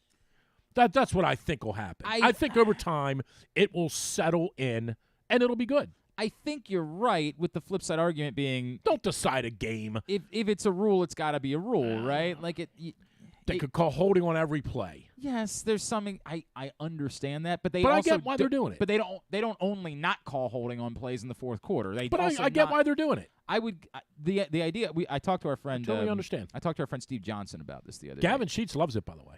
Okay, I think the players, to a man, other than the pitcher, right? I think the players love it. So Steve's suggestion was that you treat it more like the NBA does with technical fouls, right? That you don't. It's not punitive the first time. That you get something like I would agree with that it's too. still a rule that you have to follow, but you get 3 violations before you get a penalty for it. And you can reset it. If you go 6 months without a violation, whatever the number would be, you can reset it. But it also creates strategy, right? Like if you've got a pitcher that's had 2 violations and you're getting to the ninth inning of a close game, you might have to think about the fact that you don't want that pitcher out there. Or you got to say to the pitcher, commit the violation on the first one, on the first pitch of the, go in the ninth inning, commit your violation, start from a 1-0 count, and go from there, so you don't end up committing it in an actual significant spot. Right, It becomes a strategy thing at that point. But I do point. understand why they're doing it. I do. Do you think it's going to end up – so the first 2 spring training games of the year were about 2.5 hours long. There has been videos that have been shared out on the internet. Hilarious. Maybe Griffin's watching one of them right now. I don't know what's going on over there. I never know what's going on over there. He's busy. With what? We're running the show. With what? He's learning. Do what? From 2 experts. Oh, no, he's not. He's looking down at his phone doing something. I'm learning how to, talk on radio. No, I would like for you to learn that. Go ahead. Let's get to that part. Leave the guy alone. No, this is what do you want for 40 do. grand? What? He wishes. He wish. I wish. What do you want for 40K? This is what you get for 40K. Yeah, I wish. God, what I wouldn't give. It's what it is. No, the moral of the story being that with this, I think that there is a chance that the games really do at some point you start feeling drastically different about it. Like that there is. I definitely felt like those first 2, when you go through the sequence, it definitely feels rushed. Now, again, I said this. I wrote this earlier this week. I don't really care if the games are 2:25 or 2:30. I don't care. So, to me, 15 seconds is too quick. But and I know it's different with the runners on base and all that, but if the games are 2:35 and under, that's a win. Like get them 6:30 start for the Orioles. If the game's done by 9 o'clock, that's a win. I agree. Like, look, man, I don't think it's going to create bunches of new baseball fans, but I do think that it's going to make the product more palatable on a night in, night out basis. And here's what I would say. This is a story. This is a definitely a deep dive discussion for another day. I think baseball, and I'll just shorten it and say by 2030, so 7 seasons, 8 seasons, whatever that is. I think baseball is facing a monumental change, given what we're now starting to hear about the regional sports networks, given that this crazy amount of money these teams have been getting looks like, if you read that piece the other day, Looks like it's drying up by 25-ish. A lot of these teams are not going to be getting that money.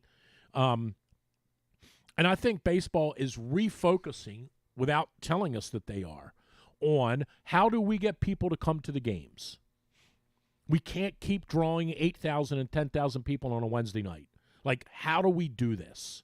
And one of the ways might be, if the Orioles and other teams do it too, one of the ways might be start them earlier in certain times of the year, get them over more quickly so that Drew, taking Ethan or Lucy, gets home at 9:45. It all makes sense. Right. All of that makes sense. And I think baseball is facing a long-term, I think they're facing an interesting scenario where if this money dries up, and it won't all dry up, but if a significant part of it dries up and 20 of these 30 teams are without a network or have incredibly reduced money coming in, they're all going to face this at some point. We've got to get more people to come to the games. I guess I would say if we were doing an outline, the subject of the outline is we have to get more people to come to the games. I hear you saying that. I think it also needs to be a more palatable TV product as well. Like these marquee games. Maybe, sure. That they're trying to get you to the Sunday night game, the ones that have real dollars attached to them. They need those to go. They can't be 4-hour slogs either, right? They got to get people to watch those games. I saw something about maybe 3 weeks ago, and I don't even remember where I saw it. I just remember I read it, and I'm like, tons of interesting points in this thing. One of the and the guy grandfathered in like 4 stadiums. I want to say he grandfathered in Fenway, Wrigley. There were 2 other weird, oddly configured stadiums, and I forget what they were. Anyway, this guy's idea was every stadium's dimension should be the same. I've thought about this it's absurd. And he said, and he used Baltimore as an example. He's like, everybody in baseball knows why the Orioles did what they did. Yes. And to the degree that they did that, it worked for them. Yes. But what it also did is it might not have made the product better.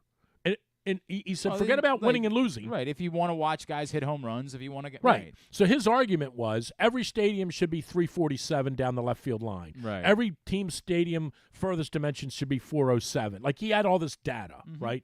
And he said these are the 4 stadiums where that configuration wouldn't work. I think Oakland's was one, and because it's they're not going to be there that 60 much years, longer, right. So.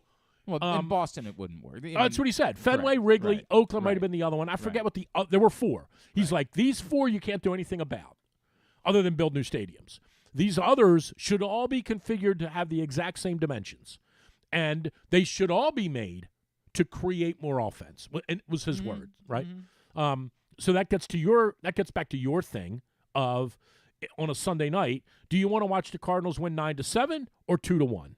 Right. If you're watching the game. No, I would say that the average person would probably prefer runs scored, would probably prefer action. And what comes along with that is the game's going to be a little bit longer. Right. And also what comes... Can you do both? Can you both keep the game to a reasonable amount of time and have offense? Because the problem is when you're doing a 2-1 game that takes 4 hours. You're trying to do both things somehow. And I think soccer has gone through this. Obviously in indoor, we changed the size of the goals 2 times, at least, maybe 3. I think outdoor soccer has gone through this they've gone through this conversation a lot over the years. How do we make the games 6-4 instead of 2-0 or 1-0? Right. Like, how do we do it? Right. Now, hockey went through that for a little while, like where the goalies were insane. Right. And now... Well, now, what the biggest argument is in hockey now is the size of the pads that the goalies wear. Right. That's why you're seeing this... you're seeing this argument all the time about get the goalies to wear the pads that Ken Dryden used to wear. The games would be 7-5 instead of 4-2 or 3-1. Yeah, that's fair. And I think baseball is sort of going through the same thing in the same way that NFL creates all these rules to benefit the offense. There are never any rules created to benefit the defense. Right. All the rules are created. And there never will be again. Right. Yes. So baseball... They want to get rid of another one. They want to get rid of the hip toss or something like that moving forward. They want to get rid of everything that you can do to tackle. The Jalen Hurts thing, right. Yes. So anyway, I don't know. I think the 6:35 thing is a really good idea. I do get the pitch clock thing and the the batter's clock thing. I get it. What I don't want is to see a game or two decided on what I would consider to be a minimal kind of infraction. That's all. I get it. I understand that it would be. I think the 6:35 thing is really good. I portrayed the scenario where we're all sitting there on opening day, and Adley Rutschman's at the plate with the Orioles trailing by a run, and the base is loaded in the ninth inning, and he takes 8.6 seconds. And we would lose our minds. And also remember this too, as it relates as life changes in our world. In the old days, and what I mean by old days is 80s and even 90s, I guess. But in the old days, the game was at 7:05 or 7:35 in Baltimore on a Wednesday night. And I'll just say as the dad, the moms can take them too. Don't get me wrong. Mm-hmm. You as the dad, you worked from 9 to 5. You cleaned up your desk at 4:55, and you got everything straight, and you walked out at 5. You punched out at 5 o'clock. You got in your car. You drove home. Yep. You got home at 5:37. Yep. You took your shoes off for a minute. You read the paper, and at 6:20, you said, "Hey boys, let's go to the game." Yep. The world has changed, man. People. I realize there are still jobs that function by the time clock, and I get it. If you work at Target, you go in at 9, you punch out at 3, you got a time. I get it. Yeah, but it's not. But for the most part, correct. It's changed. People's lifestyles have changed. I had someone pitch me recently the idea that that the NBA and NHL and major college basketball should experiment with once or twice a year doing an afternoon game, not just on holidays. Like baseball does it regularly, right? Right. Why not mess around? Right. But people now don't. People work. So when I say this, don't get me wrong. People don't work the same that they worked 25 years ago. If you want to take your kid to the baseball game, you just leave at 4 o'clock. Correct. And you might be more inclined. And you might not even be in the office anymore. You might be more inclined to go downtown because of COVID. Right, because of COVID. You might be more inclined to go downtown at 3 in the afternoon than you would be at night. Well, there are not even about that. You're doing the safety thing. All right. I'm saying that for me, once I'm home, I'm home. Right. I'm just of that age now. I'm not going home. Now, part of it is I live further away from everything at this point in my life, but once I go home, I'm home. Right. Whereas if you present it, we do it all the time with my father, where there's a late afternoon game somewhere, we say, we'll take the kids to the baseball game today. This would be a great day. And the other thing, and I know they never would do this, but I've been saying this for decades. The other thing is they just play too many games, and that's another issue. That if they could get this thing into the 120 to 130 range, it would be way better off, in my opinion. Way better. I've agreed with that for a while, and I get the whole history, data, all that. But it's also the other side, which is in their mind they're giving up. Well, sure, exactly right. It's money. They're giving up. If they're getting $25 million a year from the TV network. Yep. They're only going to get $18 million a year. I get it. It's money. By the way, I wrote this week that the solution for baseball with this regional sports network thing is what I don't know if you looked at any of what the MLS did with Apple this weekend. They have completely changed the game. The solution is right there in front of you. To let the teams do it? No. Are the teams doing it? MLS said to all the teams, we're taking it all in house now. Okay. They're the NFL now. Okay. Except they're all doing it all through Apple. Okay. You either pay a flat fee. Actually, half the games are free. Okay. But then they are still able. Half the games aren't free, so they get all the fans to pay a flat fee for the Apple Plus subscription all year long, and then they farm out national broadcasters to go to each game each weekend. Right. So there's one broadcast. Then on the feed, they allow you to take the local. So DC United now moved Dave Johnson doing radio. Saw that. Right. And so if you pull the game up on Apple, you have the choice of watching the national broadcast or watching the game with Dave Johnson's broadcast. It costs you what? I want to say it's $10 a month, something like that. that. So think about this, right? If that were baseball, I'm already giving these creeps over there $5 a month or $7.50 a month. That's going away. No. I'm saying I'm already Right. doing that. I just Right. don't know that I'm doing it. Right. Until I look at my bill. Right. Correct. And it says $7.50 for regional sports, regional and you're sports. like, this Yep. is insane. I don't Uh-huh. want. This was always my neighbor's Yes. complaint next door to me. Yes. 65-year-old male and female that lived next door to me Yep. that never once in their life put Watch the games baseball on. game. Exactly right. Got dinged every month $7.50. The capable. Yep. Right. Now, the people that want to buy Yep. MLS or Major League Baseball, buy it. Yep. And if you don't. Nope. It's as simple as that. Right. Now, baseball, the only difference is the top market teams won't go for it because they're not doing a revenue share. So you still have to create a scenario where you can sell local advertising into the broadcasts. You still, you can't just say. But isn't that the honorable way to do it? What? And I know, isn't it? But they're not going to do it the honorable way because they can't get the owners of the big market teams to get on board with that. They'll never do that. But it can still be. But you can still overcome it's more work it for them, right? But you can overcome it by saying we're going to take everything in house, but we're going to still sell local advertising dollars into the MLB TV broadcast. So everything is now available look, the cable's going away. We all know cable's going to be gone in a couple of years. So you get ahead of that. You say this is where you're going to watch baseball games now moving forward. But you say to the Yankees, yes, it's going to mean the end of, no pun intended, yes, right? That's going to be gone, but you'll still have the opportunity within these broadcasts. We're going to give you the chance to sell sell your car dealer ads. And so that money that you make, because it's still going to be there. Right. We're just going to give you a different way about going. MLS Done is a game changer. I poked at it over the weekend just out of I remember when I heard about it, it was one of the things where this sounds stupid. Why would you get rid of local broadcasts? It doesn't make sense. Until I saw it and I said, oh, right. This is how we watch the NFL. It's all right there. You just click over, one click, and everything is right there for you to be able to watch every game at all times. It makes all the sense in the world, and it is exactly the blueprint to me. I wrote about it for Pressbox this week for baseball moving forward and how they handle this, to your point, with the regional sports network disaster they're dealing with the bankruptcy for the Diamond Sports Group and Bally Sports, or the Sinclair issue that they're dealing with. I think it's a slam dunk. They solved the problem that way. All right, you got to go. Let's play Would You Rather Wednesday. You said you got to be out at 11:30, right? I got stuff to do. Let's play Would You Rather Wednesday. Would You Rather Wednesday. They reduced me here from 2 hours to 90 minutes anyway. Yeah, well, I heard what they did to you. You're not on again this Sunday, are you? Yeah, I am. I better be. No, Maryland's playing at noon. Oh, I'm not on this week either? Yeah. Yeah. I'm glad you told me that. I would have been buzzing. Bro, you got to start looking at a schedule. They email it every week. Are you sure? You have to look at the schedule at some point. Okay. You've got to do it. Okay. I can't do this every week for you. I'm not capable of it. You got to look at the schedule, man. You sure?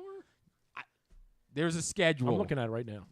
Do I still get paid? Man, I don't know. I have no idea how this works. That's between you and them. I don't think I do. Well, you might want to take it up with them then. See if there's another hour available for you to do the show. Yeah, right? Chuck, what are you doing to the star here? All right, chill. Chill over there. Here we go. Today, for Would You Rather Wednesday, we are giving away. You're right. I know I'm right. There's Griffin's got his Grayson Rodriguez shirt. Sons of. Settle down. We're doing. I needed that $400 too. Yeah. Don't let Bruce hear that. Don't let Bruce hear that. We're doing a giveaway. Birdland Sports brings you Would You Rather Wednesday today. And, of course, Birdland Sports has awesome T-shirts available for you to get ready for opening day. They will be there in time, including like this Gunner shirt with his hair flying everywhere, or this 2023 World Series Champions T-shirt, or maybe even the Mountain Felix Bautista T-shirt that he's been rocking down at spring training. I saw Nick Vespi wearing the Vespi on a Vespa T-shirt this week. There are so many great shirts available, high quality, and they don't cost you as much in the style of the wire framing and that font. The Birds shirt, pretty good. I got one of those. They're all available right now at birdlandsports.com. Get your order in. It's going to cost you less than it would through the big guys. And it's a company started by Birds fans for Birds fans. And they're constantly coming up with new ideas and clever shirt concepts. And there's so many great things there. But someone who participates today in Would You Rather Wednesday is going to win a shirt, the shirt of their choice from birdlandsports.com. All you got to do is respond at Glenn Clark Radio on Twitter, facebook.com/Glenn Clark Radio. Drew, I've got very exciting news for you. Got to hustle. We're doing a betting theme for Would You Rather Wednesday this week. You're betting a year's salary, in fact, on one of these scenarios. Would you rather? You bet a year's salary. By the way, these odds are not real. I'm just doing it for the sake of the game. Would you rather bet a year's salary on Lamar Jackson being the Week 1 starter for the Ravens at -110, or anyone else being the Week 1 starter for the Ravens at +200? As of today, I would take the +200 just because I'm a gambler. Right, because you have a problem, man. I do think they're going to work something out with him. I still say that. Okay. I still contend when all the dust settles, they will work something out with him. But I would, from a betting standpoint, I would take the +200. Would you rather bet a year's salary on the Orioles payroll? Oh, my God. Being $24 million? Still being under $100 million by opening day 2025. Okay. At minus 110, or it being over $100 million by 2025 at plus 150. My qualifier is who's the coach? I mean, coach. Who's the owner? It doesn't. Well, no. I can't give you that. You've got to bet take one way or the other. I'll take the over $100 million. You're going to be over $100 million by then. And would you rather bet a year's salary on Maryland basketball? Because Rutschman might make $80 million a year by then. No. He might make 80 by himself. I mean, go ahead. I don't know. We'll talk about that. Then he'll make 100 with the Yankees. Would you rather bet a year's salary on Maryland basketball making a Final Four by 2026, so 3 years past this year? Okay. That's plus 150, or that they won't make a Final Four by then at minus 150. I mean, you would say, give me well, geez. It's so hard to make the Final Four. It is hard to make the Final Four. What's minus 150 mean? You got to bet 150 to win 100? 100%. Is that what that means? It's so funny you pretending like you don't know this. I don't understand how these numbers were. I'll take the minus 150 just because it's so hard to make a Final Four. All right. What's going on in your world? DrewsMorningDish.com. Getting fired up, man. Fired up. What? You say you're getting fired up. What are you getting fired up for? For the draft. That's what you're excited about? Pumped up about that Richardson kid from Florida. Oh, that's your guy. You just said Lamar was going to be the quarterback. What's wrong with you? All right. At It's a Hooded 49 on Twitter, DrewsMorningDish.com is where you can find him. I would say I appreciate Colson, it. by the way, he owes me like 7 checks. Yeah. I haven't seen a check from him. I think they'll be there any day now. I haven't seen a check any day now. I in think a while. You can go ahead and we'll just keep looking. Okay. And we'll see. I did move recently. Maybe. You know what? I bet that's it. I bet that's the problem. I bet that's what's going on there. I'll see you, boys. All right, buddy. That's Drew Forrester, DrewsMorningDish.com. We'll go over our Would You Rather Wednesday answers before we get out of here today. But when we come back in, Agent to the Stars, Leigh Steinberg, will join us. We will get his thoughts on the Lamar Jackson situation. That's coming up. Today's program is also brought to you by the Baltimore County Police Department. They are now hiring. JoinBaltimoreCountyPD.com is the website for you to find out more. Cadet salary started over at $32,000 a year. Entry-level officers at over $60,000 a year. Lateral officers, $64,000 a year.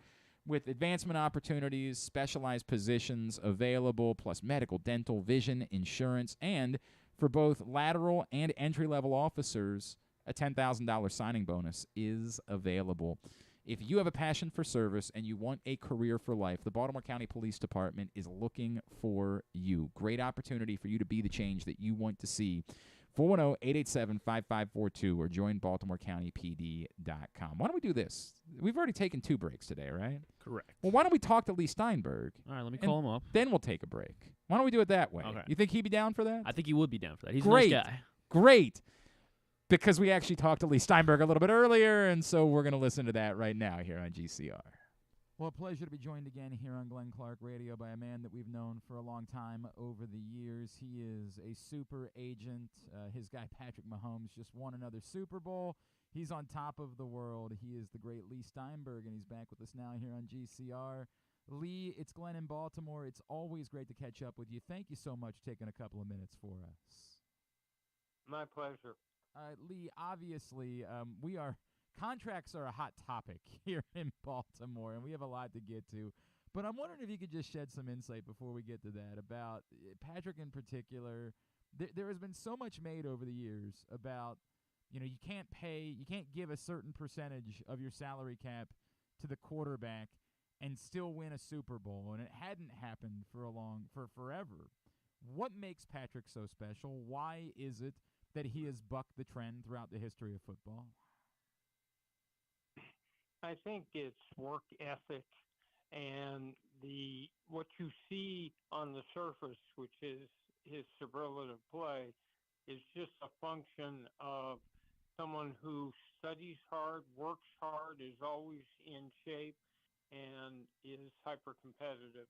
And so the reality is that the most critical position in pro football today is franchise quarterback. And let's define that as someone that a team can build around for 10 to 12 years, who they can win because of rather than with, and who, importantly, in critical circumstances, the game's getting late and out of hand, throwing a couple interceptions, the crowd's starting to boo, what does the quarterback do at that point? Can he compartmentalize, adopt a quiet mind, and take a team to and through the playoffs, through the Super Bowl? And the player who can do that, who can elevate their play in critical situations, are invaluable. And Patrick's one of those, and Lamar Jackson is another of those. Boy, we couldn't agree more about that, Lee. It gets me to the sense of whatever the percentage is, whatever the damage that it means for what you can't spend for the rest of your cap. I feel like the argument that gets missed in this conversation is, what percentage chance do you have if you don't have that type of quarterback on your roster? Very little, and in the league that are like that. Obviously, Aaron Rodgers, Mahomes, Joe Burrow, Tom Brady just retired, Justin Herbert, and Lamar Jackson. And when you have a player like that, it always gives you a chance to compete for the Super Bowl. If you don't have a player like that, you can spend years looking for one.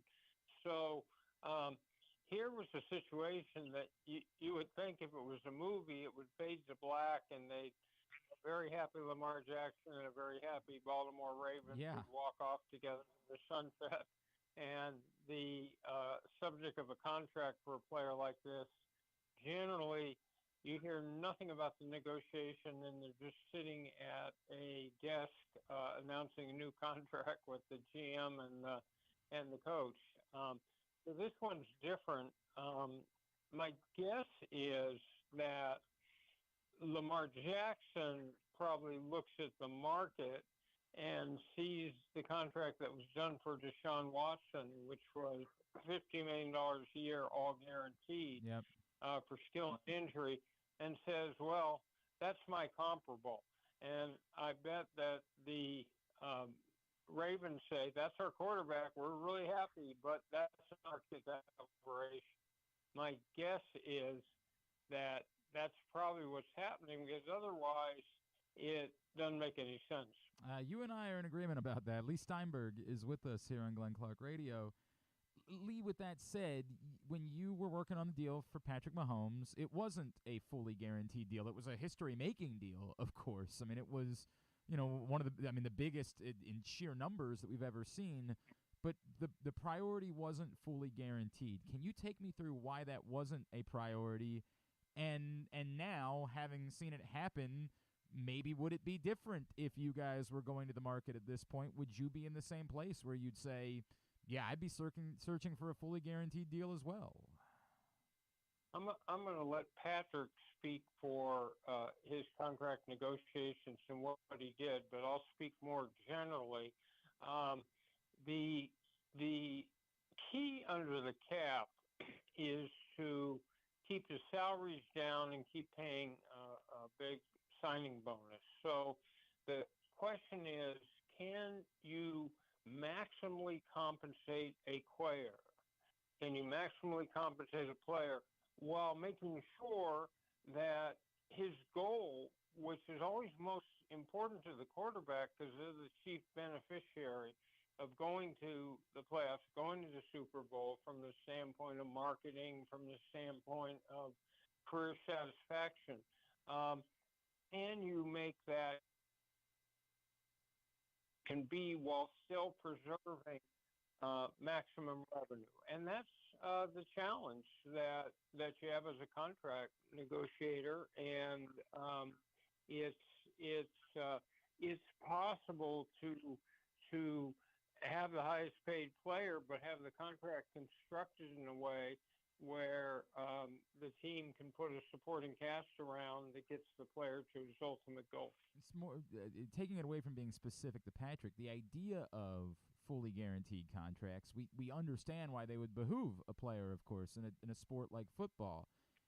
Is there a reason why teams couldn't do it? We know why they don't want to do them, right? Like, we understand that they want that cap flexibility at the back end of a contract. They want to be able to know if something, injury-wise devastating were to occur, they can get out from under it.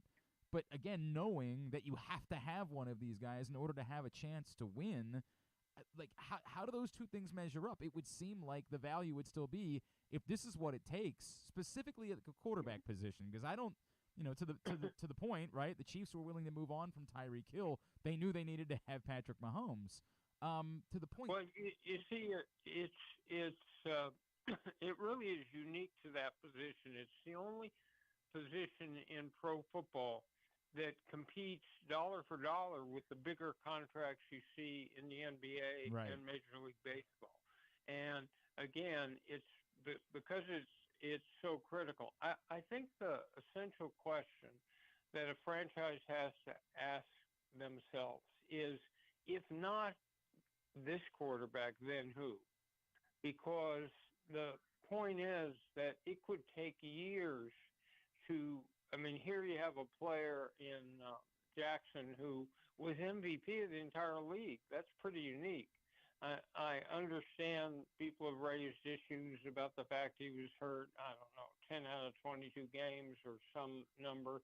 But the reality is he did not get hurt hang gliding. He didn't get hurt at Club Med. He didn't get hurt playing basketball. He got hurt playing with reckless abandon, which is exactly what the team wants. Mm-hmm. It's a great point that he is doing everything he can to help his team win, and it's all you can ask for from a player. I wholeheartedly agree. Leigh, I know this is a hypothetical, but do you think that if Lamar was on the open market, right, if there was no franchise tag in football and he were to hit an open market, do you feel like there would be a team that would step in and say, if that's what it takes to get it done, hell yeah.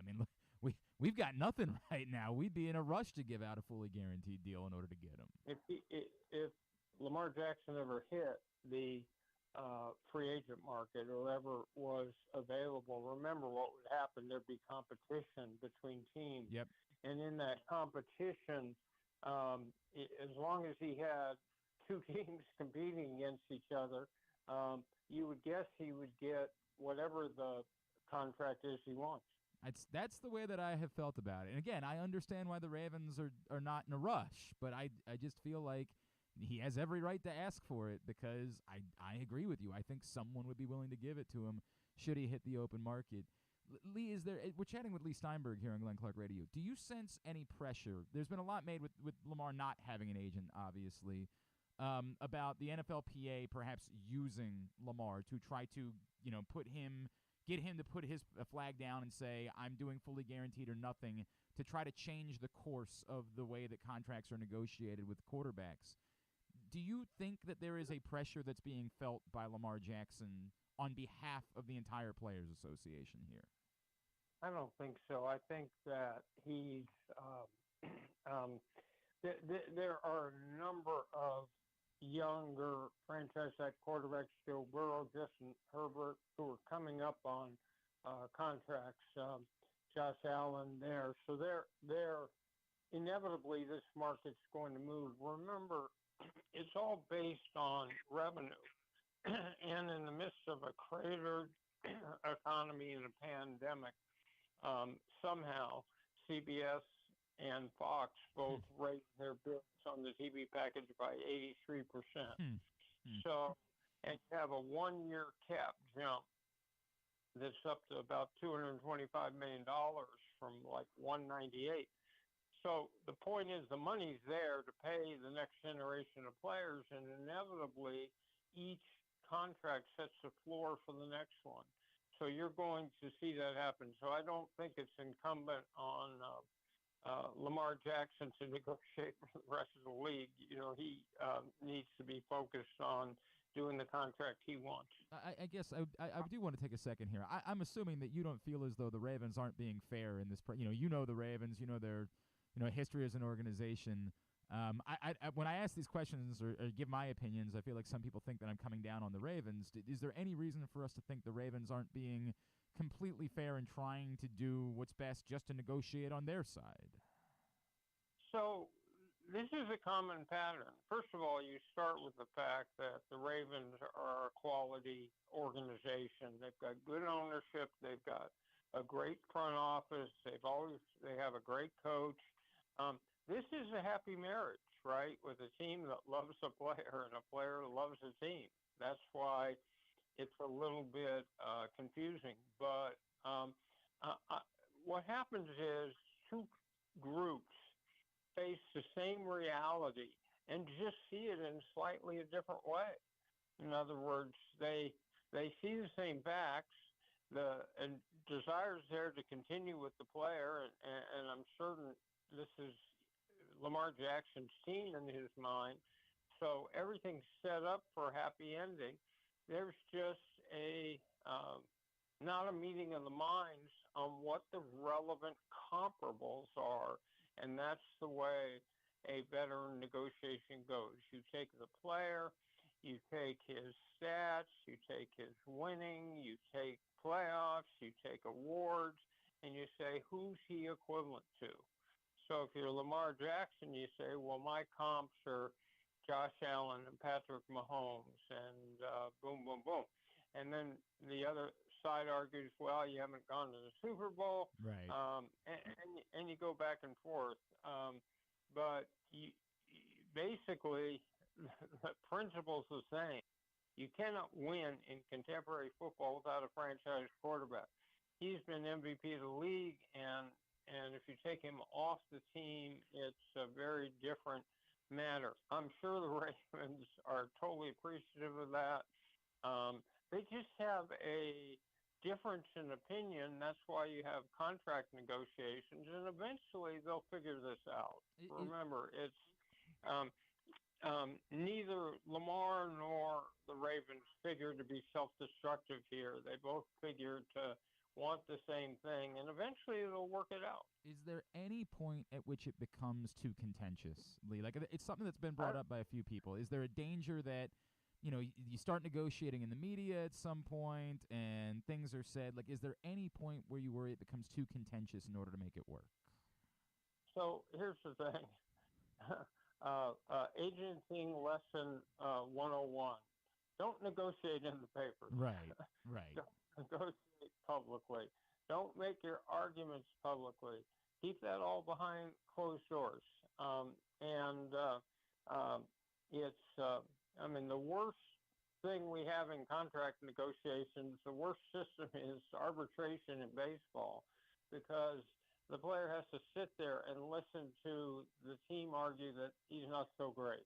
And so you don't ever need to get to that level. There's agreement that this is a great player. And you have to be very careful not to let third parties get involved. This is between Lamar and the Ravens. Is that at all more awkward because there's no agent? Like, does that run the risk of this getting uglier with there being no agent involved? Well, my very first client was Steve Bartkowski, and he was the first pick in the draft. And I said before the negotiation, I said, Steve, look, in the course of negotiation, they're going to make defenses as to why you shouldn't get a certain amount of money. Yeah. But you don't really need to hear that. And I said, I can just give you the bottom line and just assume that they're going to have arguments on their side. He said, no, I want to hear everything. I want to hear all the details. It's my life. And I said, that's fair. So he said, what'd they say? Oh, well, you know, you're not real mobile. You've got this flaw and this flaw and this flaw and this flaw. He said, get me traded. So it's a little, which didn't happen, but it's a little difficult. You'd like to have a little bit of a buffer there. Yes, it would be ideal, I would think, but not the route that he's chosen to go, and hopefully it works out anyway. Leigh Steinberg, there are plenty of people over the years that think, I could do this, right? Like, I could be that. They could make movies about me. I could be Leigh Steinberg. And you are giving people that are interested an opportunity to maybe learn a little bit about how to become an NFL agent, correct? Well, Glenn, we do agent academies. I've done about 25 of them to try to bring the next generation of sports agents that have been specifically trained, that have ethics and values, and have been trained how to negotiate, how to recruit, how to market and brand, how to do a charitable foundation, how to do damage control. And if you go to SteinbergSpeaks.com, you can check on the next one coming up in April. in Las Vegas, and it'll jumpstart someone's career. SteinbergSpeaks.com, again, is the website. And is there somebody, is there a chance here in a couple months? I don't know who's all in the 2023 Leigh Steinberg draft class. Who might we be trying to get towards Baltimore this year? You know what? I'll let the younger ages speak for that. All right. I know you got a huge team. In the trenches. I know that you've got a huge team that you work with, Leigh. I certainly understand that. Well, if it works out that there's a Leigh Steinberg client in this draft class, we'll look forward to that. Leigh Steinberg, I always try to tell you this. Your story is incredibly inspiring. We just had Brandon Novak, who's a local pro skateboarder, in telling us about his path to sobriety, and I know your story is amazing and one that should be shared for forever. I continue to congratulate you on that. At Leigh Steinberg on Twitter is how folks can give you a follow. Thank you, as always, for taking some time for us this morning. My pleasure.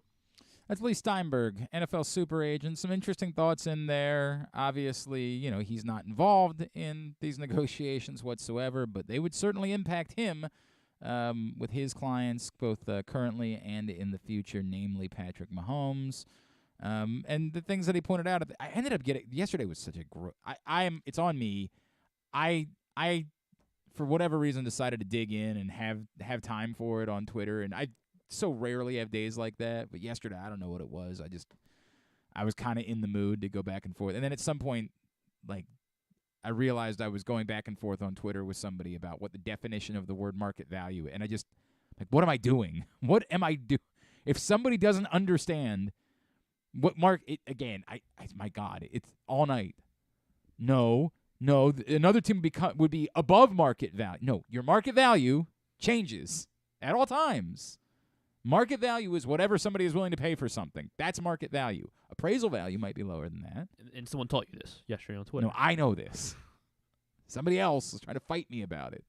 What I'm saying about Lamar Jackson is that he is figuring out what his open market value would be. When you say, well, he's not on the open market, the Ravens control him.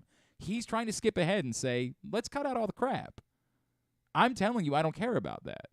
Other players have decided they are willing to not take full open market value because it's more beneficial to them to say, let's protect, make sure I don't get hurt, make sure nothing happens. Let's go ahead and lock in for a large amount of money right now.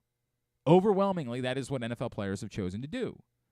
As we discussed yesterday, so few have ever gotten to a true open market value. Kirk Cousins did, and what did he get out of it? Fully guaranteed contract. Russell Wilson did-ish, but not even really, because the contract was negotiated after the trade happened. So he was still only able to negotiate with one team. Deshaun Watson, while not a free agent, negotiated with multiple teams. And what did he get out of it? When you present the opportunity to negotiate with multiple teams, a true NFL. Then I had somebody else that was debating me about what the definition of open market is. Well, he couldn't sign with a Chinese team. Like, my God. The NFL version, I guess he could. The NFL version of an open market says quarterbacks' value is astronomical, is unlike anything. It's an oasis we've never seen before.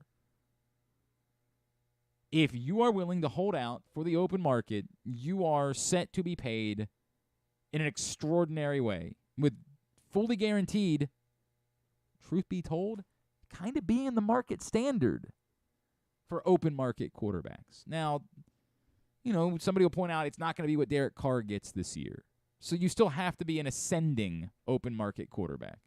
Although we could debate about whether or not Deshaun Watson actually was an ascending open market quarterback. The open market has made it very clear. We'll do fully guaranteed. It's just that most of these guys don't get there. Every ounce of data we have about the open market, and what Leigh Steinberg just said, if Lamar Jackson were to get to a true free agent market, he could get whatever contract he wanted to because there's competition. The Ravens don't want to negotiate that way. They want to negotiate with it mattering that they have team control and they can slap the tag on it. They want Lamar Jackson to care about that. And instead of negotiating based on what he could get on the open market, agree to a deal that factors in the team control that they have over him. They want that leverage to matter. We all know there's a flip side of the leverage, right? If they choose to go that route, Lamar Jackson can say, I'm not going to show up.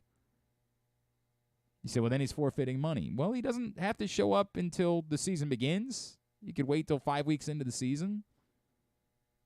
He could really turn the screws in the process as well and still get money.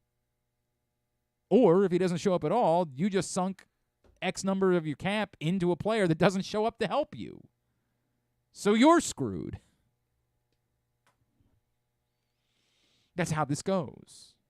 But to Leigh Steinberg's point, if Lamar were to get the open market, an actual open market, almost certainly he would get whatever he wanted because that's the actual value of the quarterback position, which has been proven in the rare occasion that a quarterback has ever gotten to the open market. And as Lamar Jackson would point out, he is a better option than either of the two guys that already got fully guaranteed deals. So, what happens? Don't know.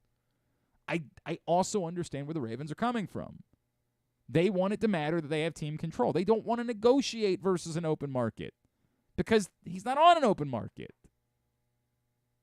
But if you're Lamar Jackson, you have to know what your open market value would be, or else how do you know if the Ravens are offering that fair deal? So the non-exclusive tag would allow him to speak to other teams. It would allow, well, the exclusive tag, would as well. Okay. Like, I mean, you can still always speak to. This is the dirty secret too. Yeah. He can talk. It's like when we say tampering. Like, come on. Lamar Jackson, if they are being proactive, and again, part of this is knowing he doesn't have an agent, but if they're doing their due diligence, Lamar Jackson knows exactly what he would be worth on the open market because that's what he can take back to the Ravens and say, that's not my value. And they can say, well, just because one team wants to give you that doesn't make it your value. Yes, it does. That's literally the definition. I had people trying to play this bit with me yesterday. Well, if somebody was starving and you had an apple and they said, I'd be willing to pay you $1 million for your apple, that doesn't make the market value of apples $1 million. It makes the market value of your apple $1 million. Correct. That doesn't mean that if you go get another apple, that apple's worth $1 million.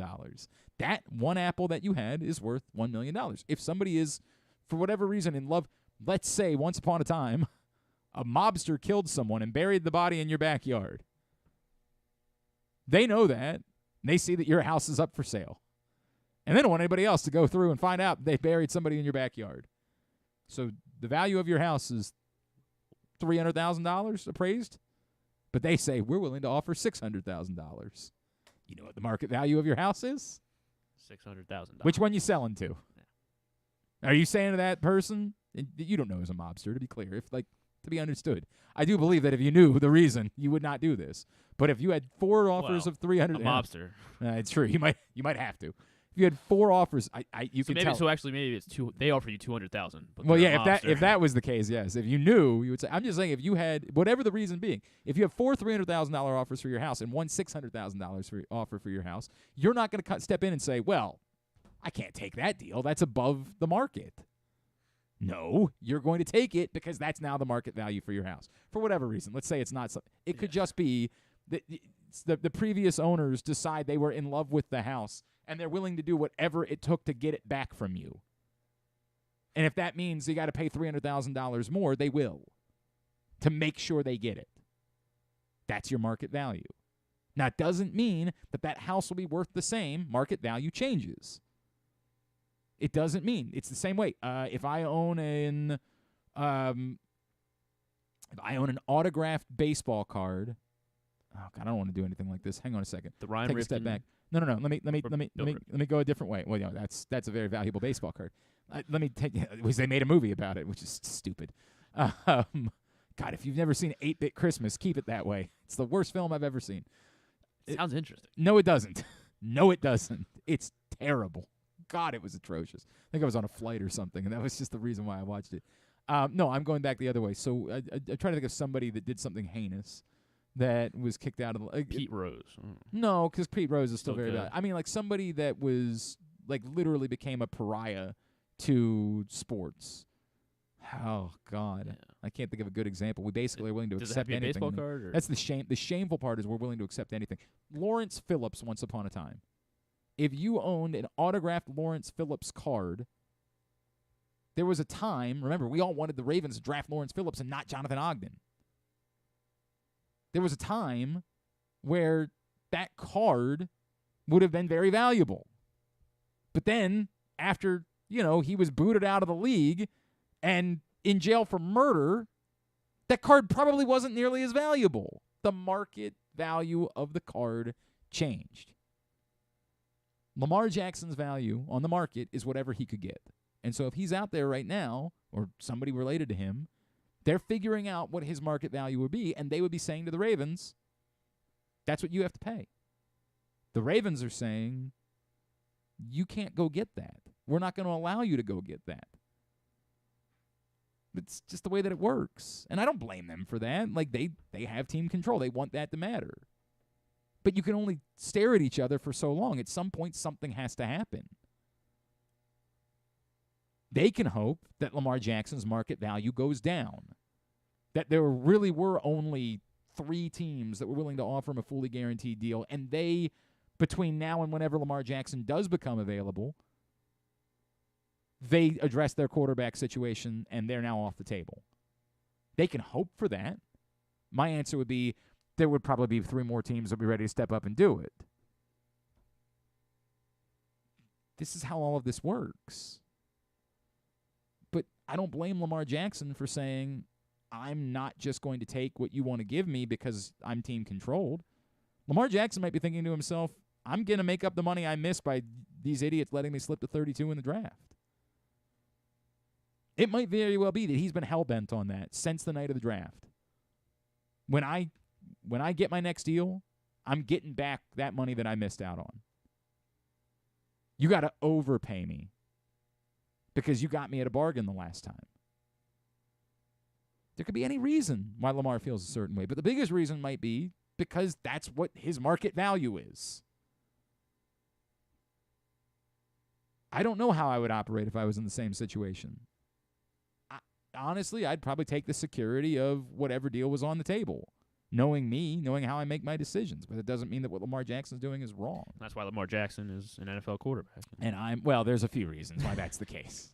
I was close, very close, just didn't quite make it. This is how this goes. But to pretend, when we say things like, well, the Ravens have offered him a fair market contract, well, you can say what the Ravens have made fair offers, or that you believe they've made fair offers. But if there is a team out there that is willing to give Lamar Jackson a fully guaranteed contract, then the Ravens have not offered him a fair market contract. They might have negotiated in good faith. They might have made reasonable offers. I am intrigued by the idea that Joel Corey had. I talked about that with Cordell Woodland last night on The Fan. Like, I'm intrigued by it because it essentially creates 3 years of fully guaranteed, and everybody kind of agrees the 4th year isn't real. The Ravens can't let Lamar Jackson get to the 4th year because then if they have waived the right to be able to use the franchise tag after that, then he's a free agent, and they lose any power. It forces them back to the table. So the 4th year exists on the deal, allows the Ravens to go back to the owners and say, hey, man, we didn't give away fully guaranteed, but would let Lamar Jackson know, dude, it is fully guaranteed because we can't get to the 4th year of the deal. We can't do that. We don't have that option because the moment we do, you no longer can only negotiate with us exclusively. We have to get back to the table before the 4th year. It's intriguing to me. It seems like a way for both parties to save face. But if Lamar Jackson's hell-bent on the words fully guaranteed, it ain't that. So we'll go right back to the table. Come back in. We'll give you our answers for Would You Rather Wednesday. Get to a tidbit, get Tubular to wrap things up here on a Would You Rather Wednesday edition of Glenn Clark Radio. Are you a diehard O's fan looking for the perfect way to show your team spirit? Look no further than Birdland Sports. Birdland Sports is a small business run by fans for fans. They offer a wide variety of unofficial O's merchandise, from the Birds Are Coming tees to player cartoon shirts and more. And the best part? Their prices are more affordable than the big guys. So head to birdlandsports.com and grab your gear today. Show your support for the Birds with Birdland Sports. Gambling can be a fun and entertaining experience, but there are risks involved. If you're planning on betting on the game at the casino or on your phone or computer, know your limit, stay within it. Set a budget and a time to stop. Remember, gambling isn't a financial solution, and it doesn't mix well with alcohol or drugs. Know the risks and have a plan before you begin gambling. For free and confidential services, call 1-800-GAMBLER 24/7 or go to helpmygamblingproblem.org.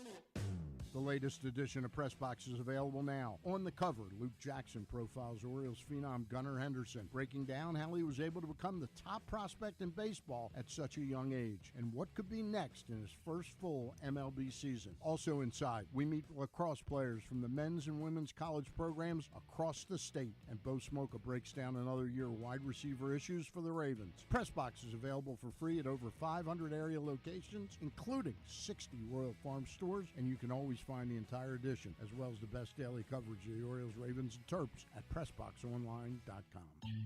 That first sip. That first bite.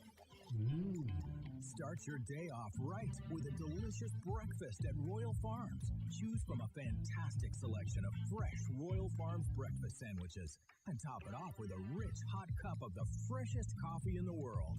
At Royal Farms, breakfast is available day and night. It's the freshest breakfast in the world. Real fresh, real fast. Royal Farms. Make the most out of every day in your Toyota RAV4. Available in hybrid or gas-only models. A RAV4 can get you where you want to go in style. Check out buyatoyota.com for deals on new RAV4s from your local Toyota dealer today. The Baltimore County Police Department is hiring. Entry-level officers start at over $60,000 and over $64,000 for lateral officers, with $10,000 signing bonuses available. Plus, cadets start at over $32,000. Great benefits are available, like medical, dental, and vision insurance, tuition reimbursement, 15 sick days per calendar year with no limit, career advancement to more than 20 specialized units, and more, with further incentives for military service members and veterans. A passion for service, a career for life with the Baltimore County Police Department. Find out more at joinbaltimorecountypd.com or call 410-887-5542. Must be a United States citizen, have a valid driver's license, and a high school diploma or GED equivalent. If you miss anything on the show, don't forget that you can watch full episodes at youtube.com/pressboxonline, and you can download podcasts on Apple, iTunes, Amazon, and Grindr. Wait, did I say Grindr? I don't think that you would find it on Grindr. Not that I know what's on Grindr or anything, I swear. On second thought, you know what? I don't care what you think. Here's Glenn. All right, we are winding down for a Would You Rather Wednesday edition of the show. It has been brought to you by your local Toyota dealer and buyatoyota.com. Toyota Tacoma comes in a range of models and trim lines, so you can choose the perfect Tacoma to reflect your unique personality, your unique personality and driving habits. Check out buyatoyota.com for deals on new Tacomas from your local Toyota dealer today. Would You Rather Wednesday was a betting theme today, and again, we are giving away a T-shirt of your choice from our friends at Birdland Sports. All you got to do is participate, respond to one, if not all, of our Would You Rather Wednesday scenarios. They're up at Glenn Clark Radio on Twitter, Facebook.com/Glenn Clark Radio. You can get one of these very cool T-shirts from BirdlandSports.com, like the Birds T-shirt right there.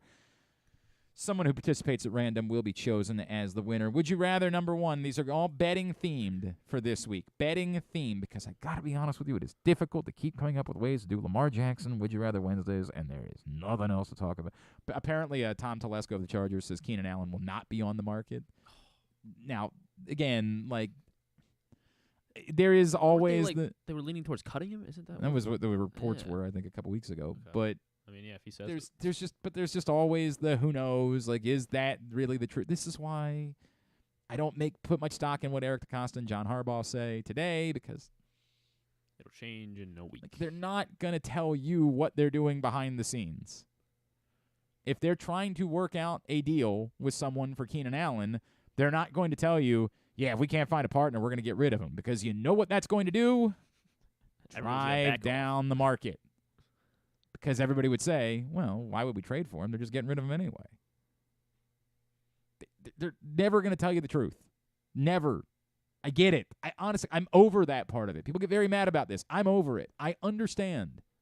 It's just why I don't go. That's it. That's all. No, all good. Everybody's fine.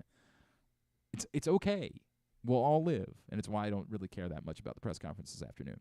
All right, would you rather, betting theme, would you rather bet a year's salary or imagine you made real money on Lamar Jackson being the Week 1 starter for the Ravens at -110 or anyone else being the Week 1 starter for the Ravens at +200? So I was leaning. Oh, by the way, this is the scenario people have forgot. You have to bet. Right. That's the thing that people. Would you rather? Like, and I don't know why this is struggle. Sometimes I just say you have to. You have to bet one or the other. Like I did literally I'm pocketing have my salary. Some people, I'm not going to make that bet either way. Well, good for you, I guess. No, you offer nothing to society. You're not smart. You're not. I know Carson's supposed to step in here and tell us that we're all pretty. Go ahead. You can let everybody know. Yeah, we got to be much sharper on this. We got to. You are so pretty. But you're not. Is the thing. You're not. It's not. You're a very special boy. But you're offering nothing to society. Just answer the damn question. Anyway, go ahead. What do you? I mean, because I've been going back and forth on it like since the season ended, and it felt like just since the Ravens weren't getting anything done, it just felt like the fait accompli. Yeah, it felt like it felt like it was going to be too contentious to get anything done. But then like over the last week, I started feeling like, well, I mean, maybe he will play on the tag, and wait and see what happens with Burrow and Herbert and whoever else I'm forgetting. And see what happens. And so I was starting to think, you know what, I think he does play. But based on these odds, it's too juicy not to make the +200 bet.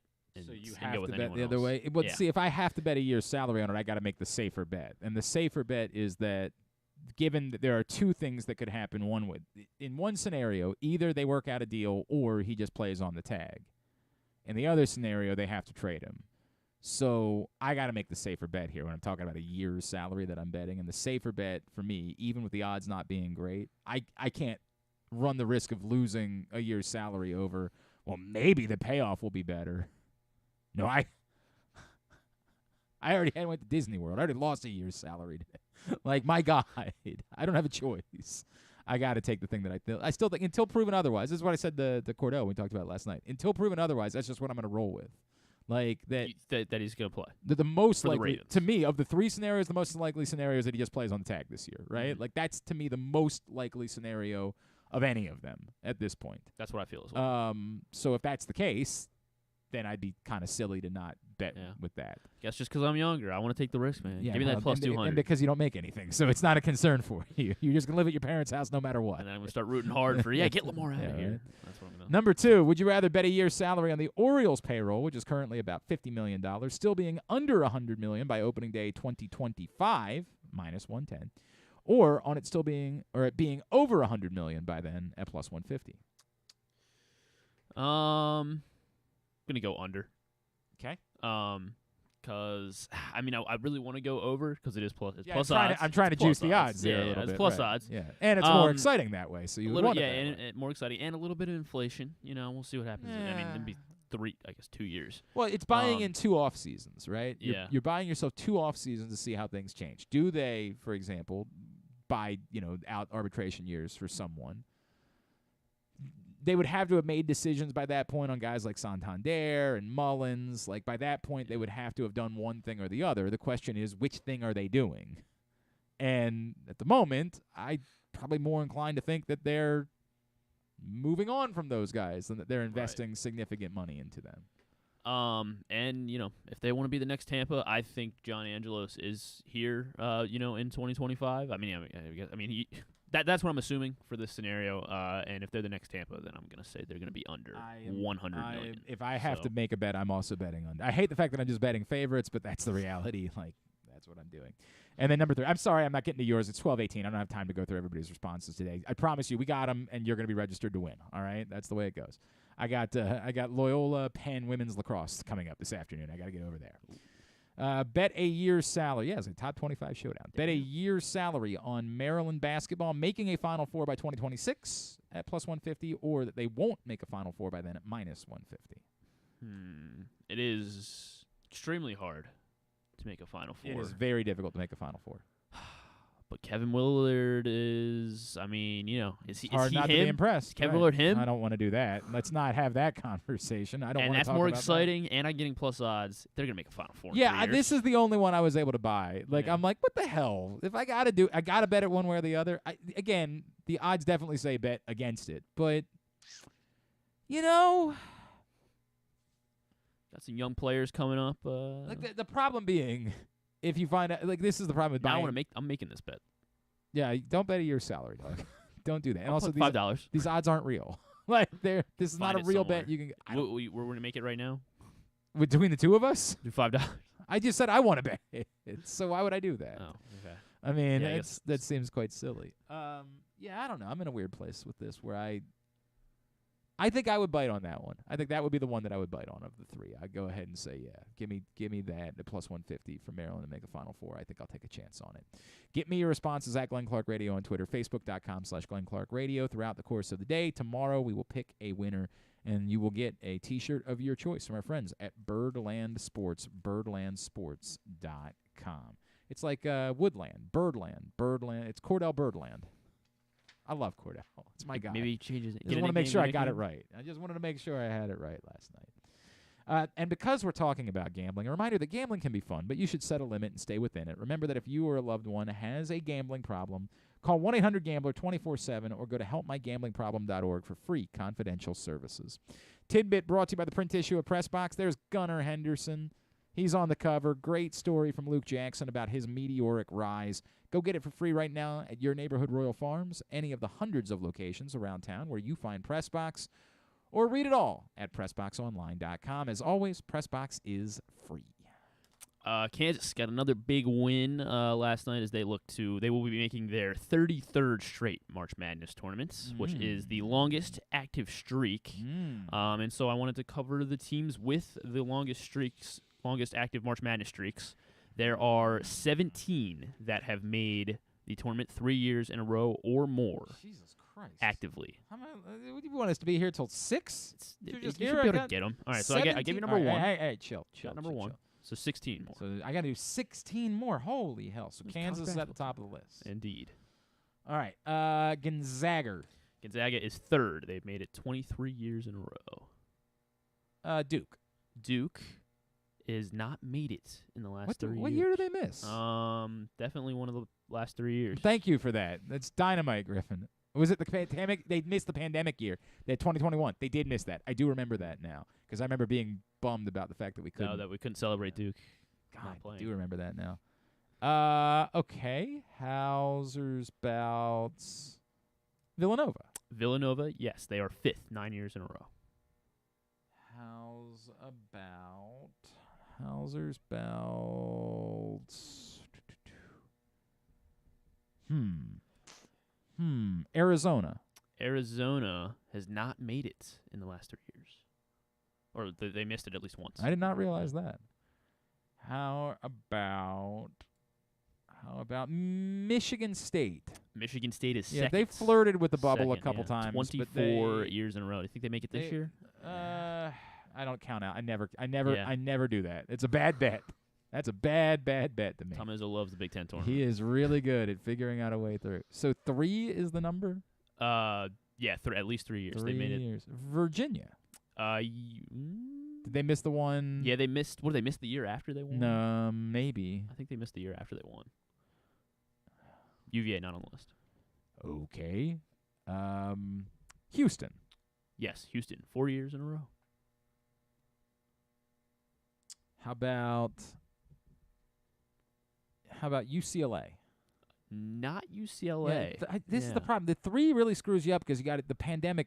Right, yeah. Like you're going back to almost 2019. like it's kind of like it's 2019. Four, yes, yeah. that's the problem. Is like now you got to remember that long, and this is not. I don't care for this.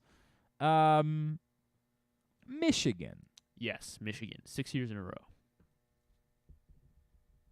How about Xavier? Not Xavier. How about?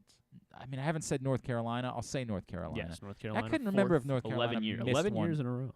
Yeah, but I'm sort of surprised on two ends there. One, Right. I'm surprised it's not longer. Two, they definitely have had some. Yeah, they've had some kind of like Michigan State. There's always there. How about Baylor? Yes, Baylor has made it 3 years in a row. Yuck.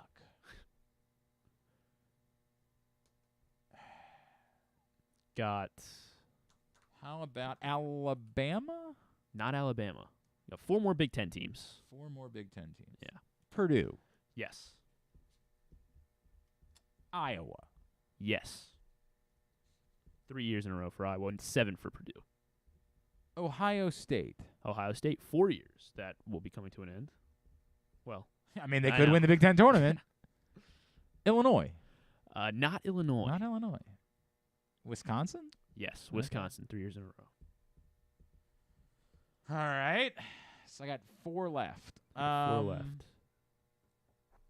Tennessee. Tennessee, indeed, 4 years in a row for Tennessee. Florida. Not Florida. There's a coaching change in there, I guess. There is Florida State. Not Florida State. They were pretty consistent there for a little while. All right, give me something. All right, so we got an ACC team, SEC team, Big 12 team, and then there's a mid-major that has made it 3 years in a row. I mean, we could be here all day. You should be able to get what league? Well, that'll give it away. There's a local team that is in the league. There's a local team that is in the league. Or multiple local teams in the league. Multiple local. Well, then it's the MEAC or I guess it could be the Patriot League. The MEAC chain is Colgate. Colgate, right, indeed. Colgate. 3 years in a row.